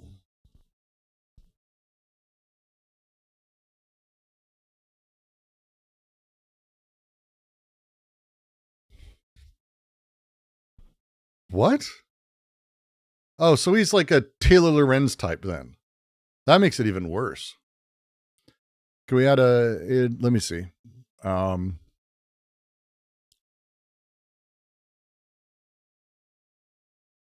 What do I have that's a fun, stupid little thing to be in the background? One moment. We'll see what I can put in the background here.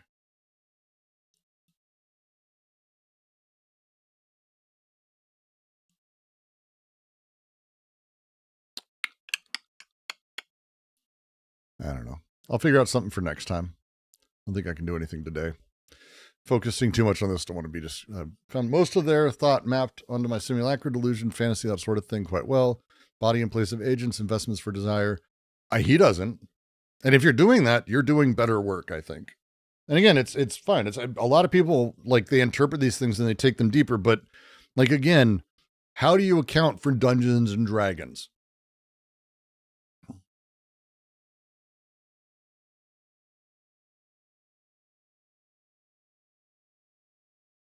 A game designer could just tweak the incentive structure of a game. Like some of my favorite examples are from tabletop role playing, like Dungeons and Dragons gives you experience points for. That's why it was in my head. That's why it was in my head, because he does.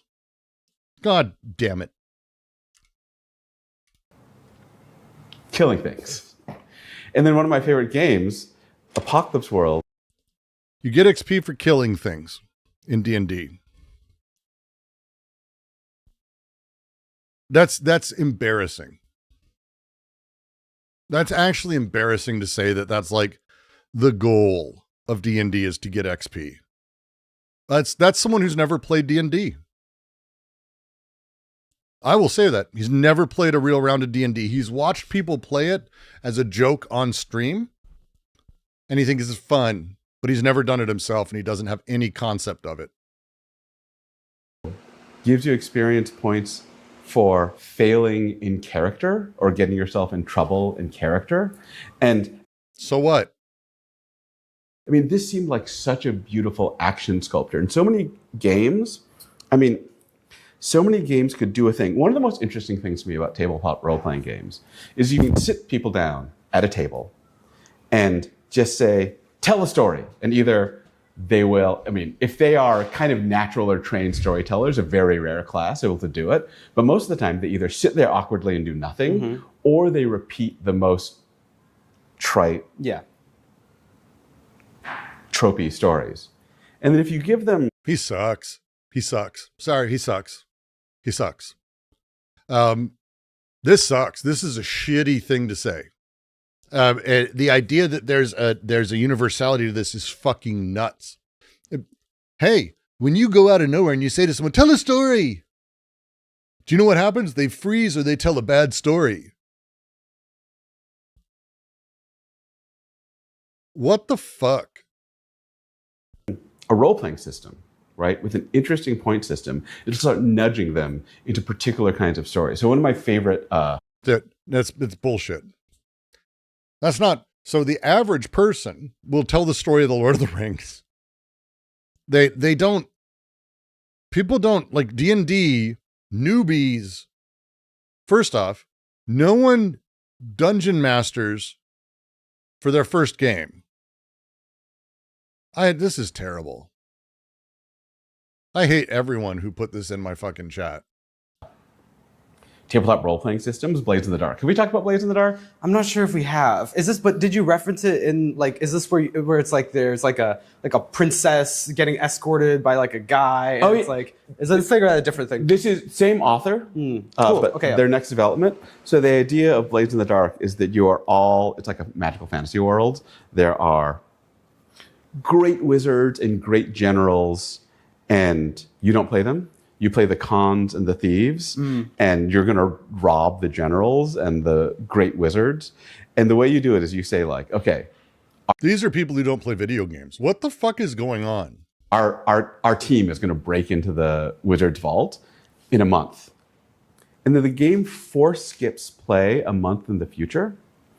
And your characters have planned, but you, the players, have not. And you have no idea what your characters have planned. And then you go to the break-in. Right, you do the job, and then when you run into trouble, the game lets you spend your points to call for a flashback and go back in time.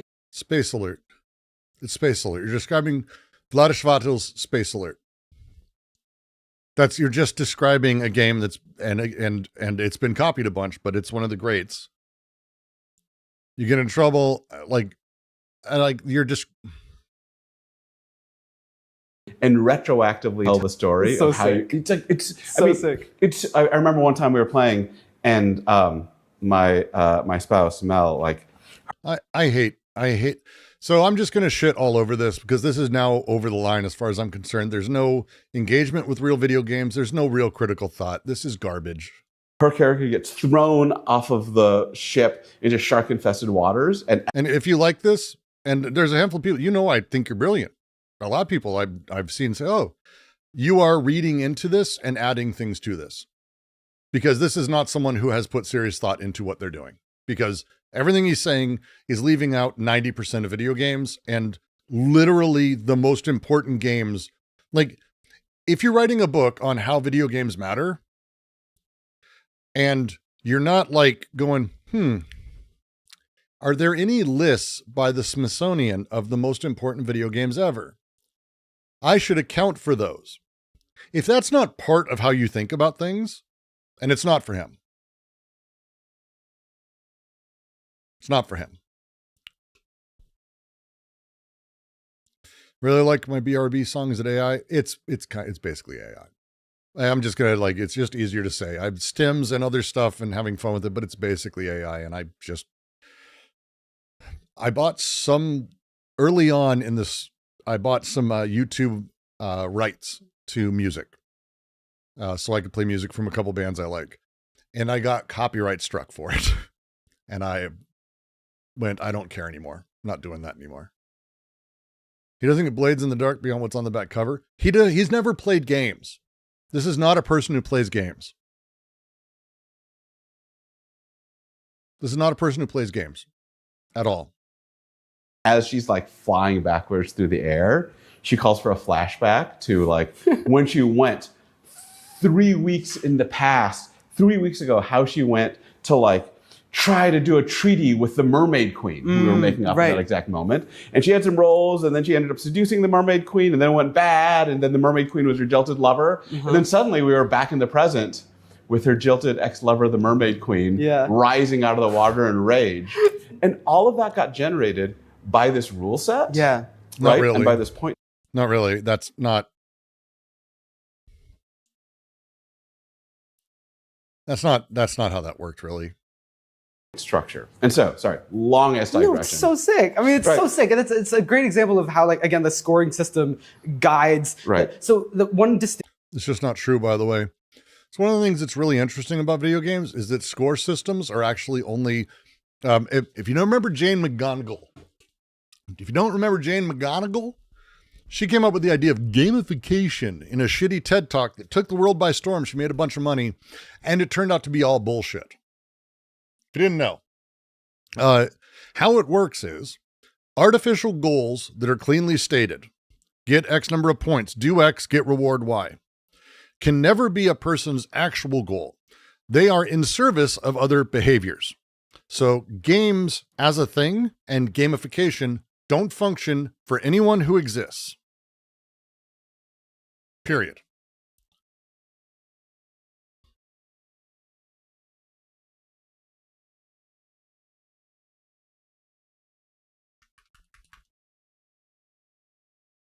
One sec. I need to change this. Oops. There. Keyboard got unplugged. I was wondering what was going on. I need to change the title of the stream.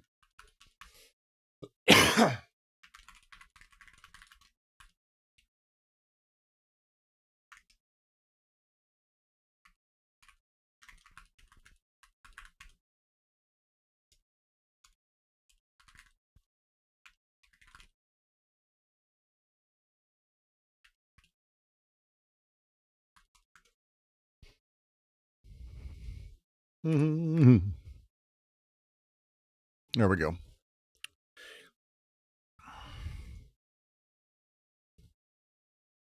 It's very embarrassing. And again, if you are interviewing someone who's saying these things and you're not asking, hey, what about? You're trash. Like, you suck. Like, what the fuck? Like, you're having fun? You're supposed to be, I'm a public philosopher. Fuck me.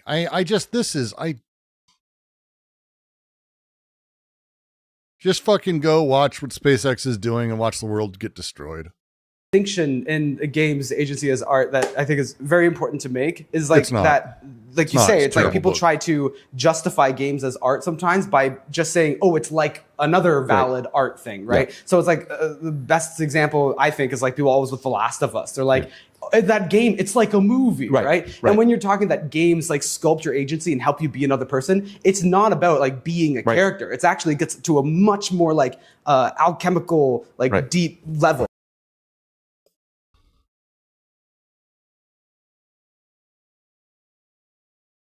Right. I mean, this is exactly right, because I think that the core tabletop role-playing games to me are such a clear illustration of the core magic of games and how different they are from movies. Because a movie is I love movies, but a movie is a different art form. Someone else fixes the narrative, and then you... Jesus Christ. Okay. If you ever hear someone say, video games are different because films have fixed narratives, someone has fixed the narrative, ask them to explain why everyone comes away with different stories from every goddamn movie. Jesus Christ. This is like not even paying attention to fucking art criticism for the last 50 fucking years. Do you know who Bertolt Brecht is? Like, how do you fucking do this? How do you fucking do this? Experience that and you can have your own emotions, but someone else has fixed the narrative. In a tabletop role play, they don't. I know multiple people. We've had conversations about films where we got very different stories. And by the way, the director will say something else. Playing game. Someone else has made a structure, and that structure, when it acts on you, it pulls stories out of you. Yes, because you have a fucking repository of stories just waiting to come out, that are just waiting to be serviced, that are just holding up in the world. Jesus Christ. Jesus goddamn Christ. That's fucking insane. That's just fucking terrible. How's a video game narrative not fixed? So people like this believe very specifically that the way that you do things and you move a character means that the story can change. A movie doesn't change every time, which is, again, not how movies or plays or films or art have ever fundamentally worked. What the shit, man? This is terrible. Ask them to explain Twin Peaks. Ask them to explain Twin Peaks separately, and then ask them to explain why they don't do it the same. Goddamn. What book by Brecht? Ooh. I have a bunch. 1 sec. Let me see.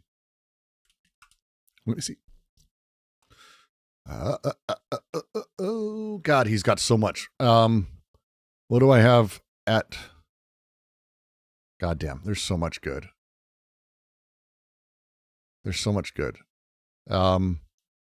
Mythologies. Brecht on Theater. Brecht on Theater is great. What is the one I have that's of his shorter...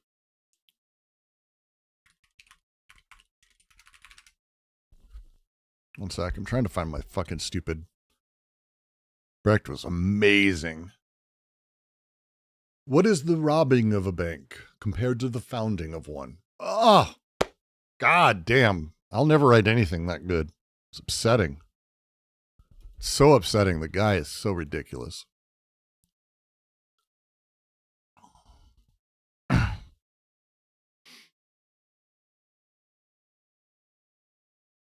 there's a lot. I mean, just, I'd have to figure out what the book is that I have that has all of my favorite little bits of his in it. Because he has so much commentary on how plays work.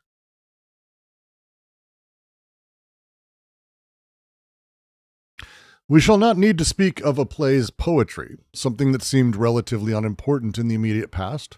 It seemed not only unimportant, but misleading. The reason was not that the poetic element had been sufficiently developed and observed, but that reality had been tampered with in its name. We had to speak of a truth as distinct from poetry. We have given up examining works of art from their poetic or artistic aspect and got satisfaction from theatrical works that have no sort of poetic appeal. Such works and performances may have some effect, but it can hardly be profound, not even politically, for it is a peculiarity of the theatrical medium that it communicates awareness and impulses in the form of pleasure. The depth of the pleasure and the impulse will correspond to the depth of the pleasure. Goddamn.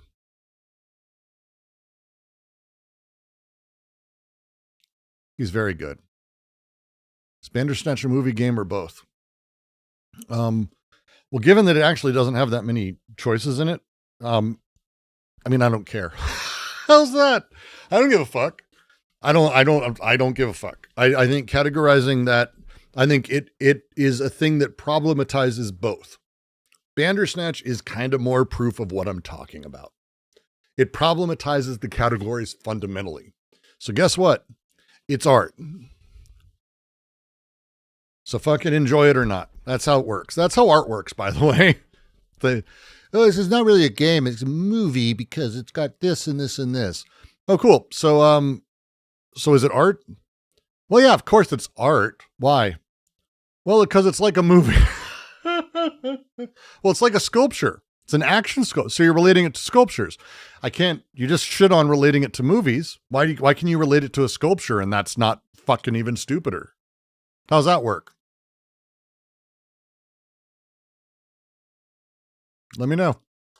Your friends suddenly invent stories on the fly that are fascinating and explosive and like have emotions and have tensions, and those stories are yours? No. But you couldn't have gotten there without this like They're not yours. This is why like reading real philosophy matters. The stories are not yours. They did not come out of you. You did not shit them out. They weren't pulled from your cockles. You are part of a circuit that generated interactions that can be crystallized in those impulses and ultimately then related in terms of those stories, which are the codes of everyday signs that then relate back to what happened. And it's able to be communicated at large. That's what stories are.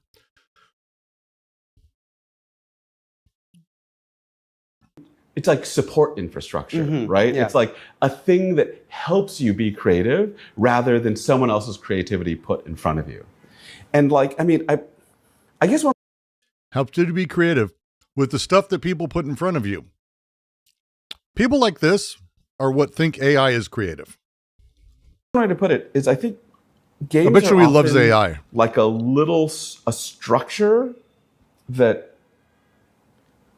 structure designed to crystallize your freedom, to both encourage it and nudge it in a way that's particularly interesting. Right. Fucking what the fuck does that even mean? What the fuck does that even mean? Crystallizing is a retroactive flattening, my dude.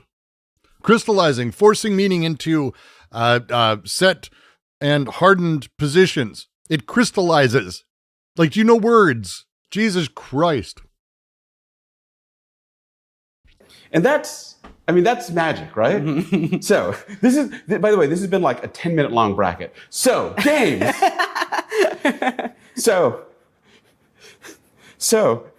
the weirdest, so I was working on that stuff about games, and then I was going to work and having to justify to people that were trying to budget cut all the humanities and cut our department and cut gen ed because we weren't helping people get jobs. And I was having to fill out forms with learning outcomes metrics, justifying to the Utah State Legislature that we were actually educating our students in the terms that could be measured outwards. Yeah. And probably weren't. It was bullshit. It was like things that did not capture what was important.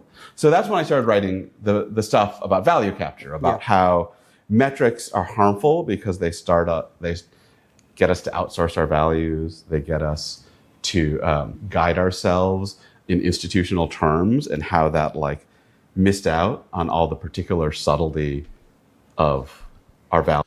Game Noir, this is Nguyen, the guy who wrote that terrible book about agency in games a few years ago. And he's being interviewed by I don't care. Like a public philosopher who clearly doesn't do philosophy. So whatever. But he wears cool shirts like Tyler Durden. Values because it had to be something that could be measured at an institutional level. And that was always something that had to fit this clear, decontextualized, comprehensible by anybody, executed by anybody rule set. Yeah, I've been following you over years of this. Like you have that one great lecture that's filmed well on YouTube. And oh God, I remember this. Oh God, it's terrible. Oh, this is terrible. In my lectures? Yeah. Wait, which one? The one, I don't know. You're wearing like a cardigan and oh right. Yeah. Okay. But I thought about putting a clip of that. I thought it'd be so funny if at the lecture that we were doing together, if I played a clip of you lecturing in my lecture while you're just sitting there. So we're here just to kind of or ended up being specifically on like what's the quote? It's like, when a metric becomes a goal, it's a bad measure or whatever. So this is Goodhart's law. When a measure becomes an incentive, it ceases to be a good measure. But the thing that I was worried about, value capture, is like one step further. Okay, yeah. Because Goodhart's law is about it's about incentives. It's about people offering you resources to do things. But when things are only incentives, you can still choose against them. You can still decide the money isn't worth it to you. Right. Value. No. That's not how that works. Capture is what happens when the metric. If you can decide the money doesn't matter, you have money. Do you not get that? I hate people who have money and don't have any fucking clue how they exist in this world. What the fuck is wrong with everyone, dude? Do they not understand? Like, this is from 10 hours ago. You can decide that capital doesn't matter and be cool about it, but you're free to do that. You are? Fuck, really? Cool. How do I pay rent? Intrudes inside your soul. Right. And I don't even want to respond to that. I think one of the really interesting things about value capture is that in value capture, you lose your ability to do the trade-off, right? Because you've forgotten that there's something more important outside. Oh, God damn. No. So first off, is the money worth it? Is a trained pattern of meaning production that is habitually formed over time based on incentives and repeated. And you build this into your thing. Action sculptures, that's what he calls video games. Video games are action sculptures. Video games are action sculptures, unlike regular sculptures, which are static and never have changed meaning in the history of the world.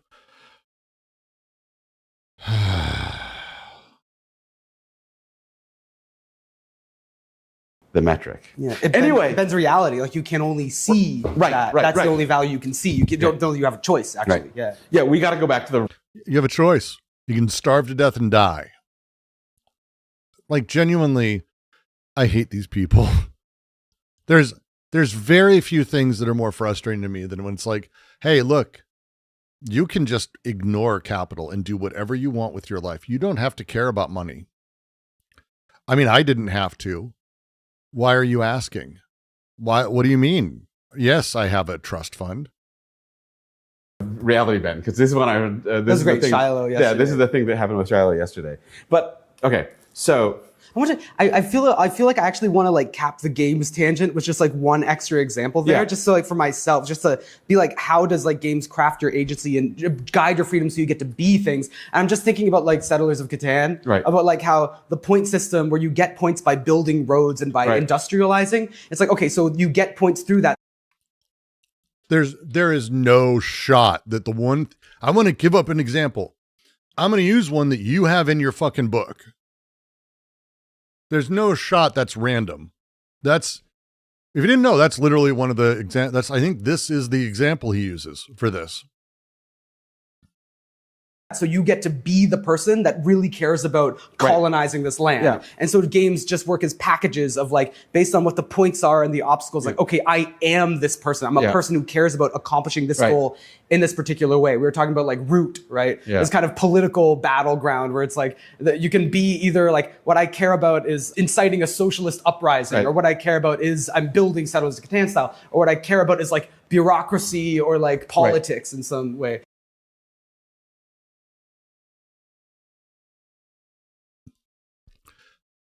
Notice the framing of this. I talked about this last night and the difference between story and narrative and how easily people get fucked into the wrong place of this. Right? I talked about this last night. The game here for them is a lens you look through and then you can set down the lens. That's what he's saying. It's a lens I can look through and then I can put down the lens. Games don't give you a lens. Within the play of the game, it produces a configuration of impulsions and affects in which all of the things he's describing become desirable and achievable and actionable at that level. You do not understand what the thing is in the real world that you're doing abstractly. You briefly are that configuration. And as that changes, a trace remains and continues within it. That is the point of the game designer, to develop that trace as it carries.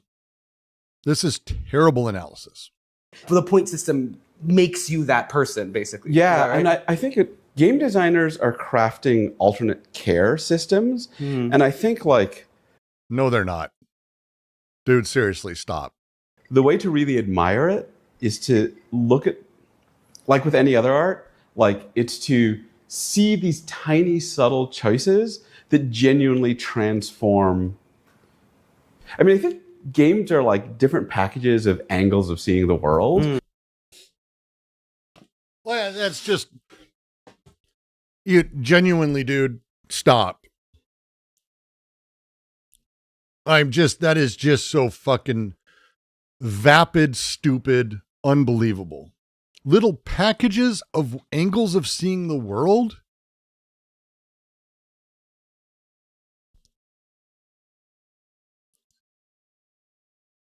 Last night in Deadlock, I played a lizard who shoots people with acid in order to arise the hidden king.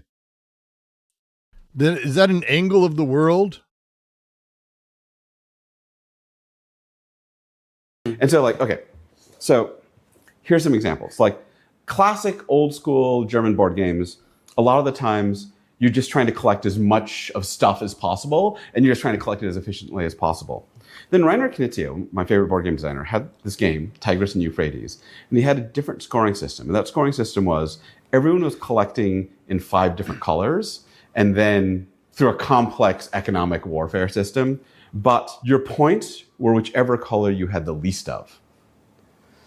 Oh, okay. Right, okay, and this just reorients you. It's your weakness, right? It doesn't matter if you have a ton of red, if you only have 5 blue, right? So you're not actually thinking about gathering tons of stuff. You're thinking about balance. Complicated.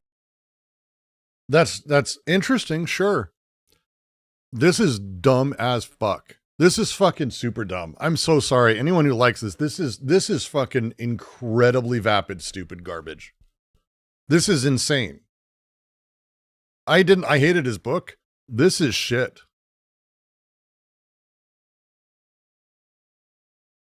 This is shit. Your weak points. Yeah. So now you're suddenly focused on your weakness, and now you're hyper-focused on other people's weakness. Because what you're trying to figure out, and usefully, like you hide your points, so you have to like constantly be tracking and figuring out what other people's weak points are. And my God. There's a game where you track your opponent's weaknesses? How original. No wonder you bring it up. Brilliant.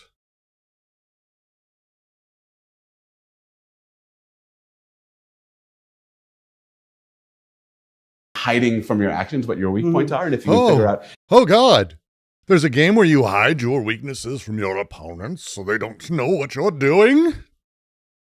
You attack other people's weak points. So instead of a game of just do as much as possible, suddenly this subtle score. There's no game that is just do as much as possible.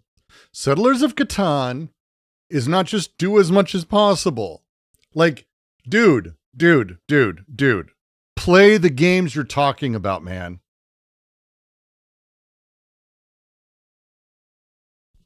In Settlers of Catan, which he says, just do everything you can, there are only a handful of victory conditions. And if someone else is starting to beat you at one, it's smart to know that and do a different one. So you don't do everything as much as possible. That doesn't happen in any board game.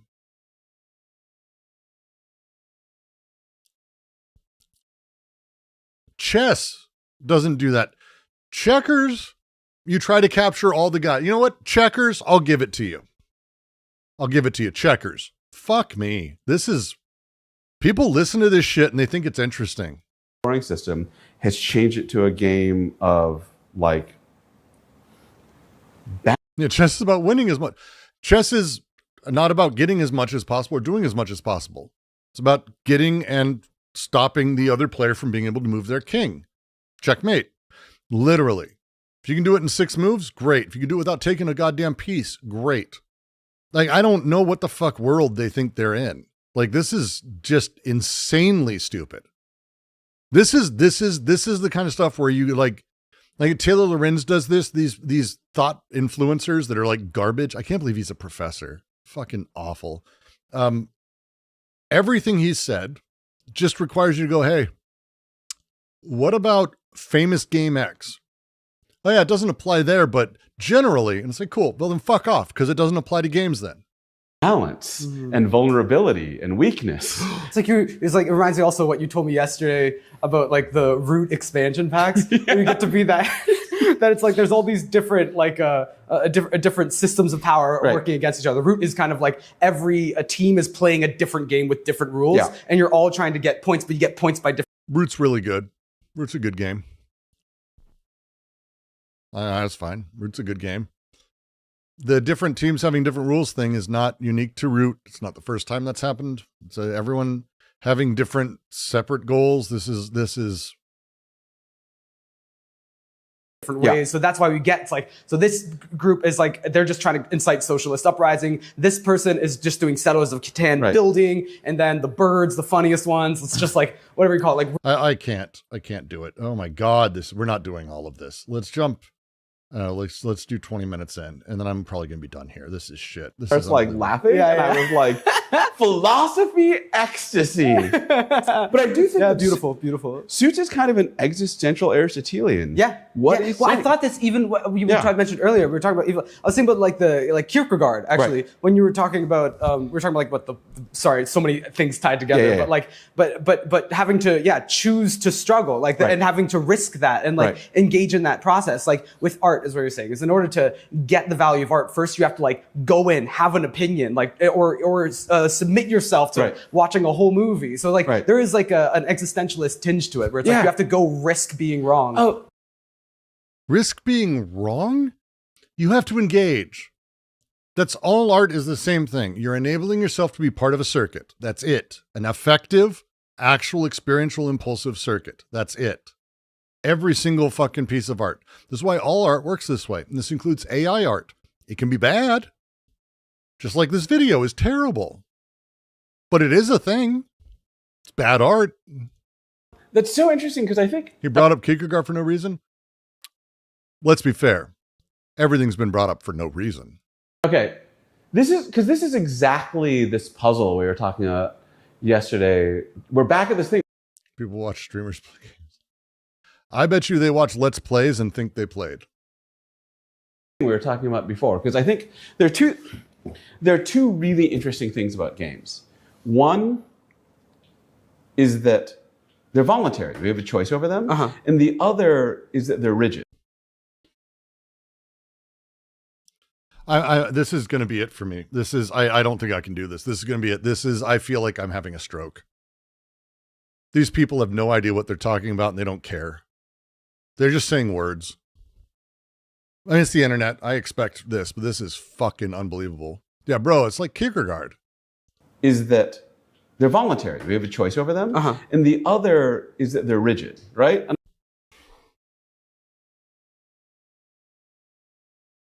I don't even know how you can say this. Games are voluntary.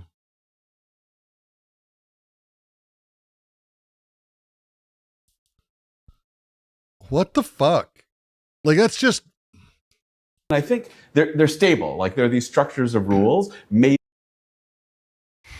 They're stable. Play Dwarf Fortress. Play EVE Online. Jesus Christ. By somebody else. They flirt with authoritarianism while not being authoritarian. Yeah, right? they limit your freedom, but Right. somehow they free you. Yeah.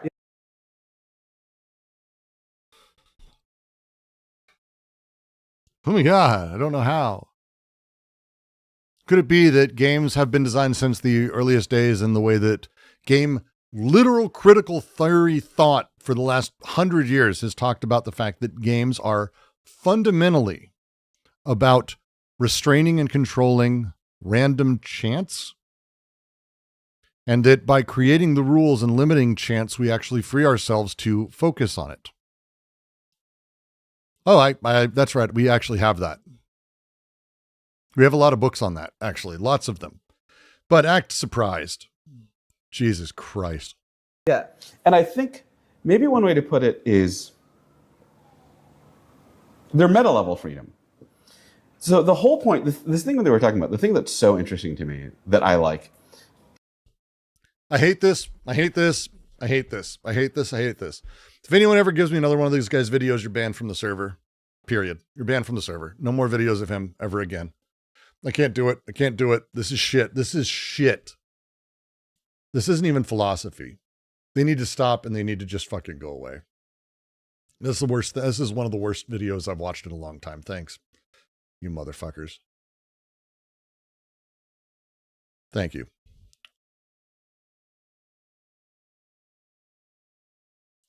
Fucking hate that. I'm done. Go give Jordy my best. See you soon enough.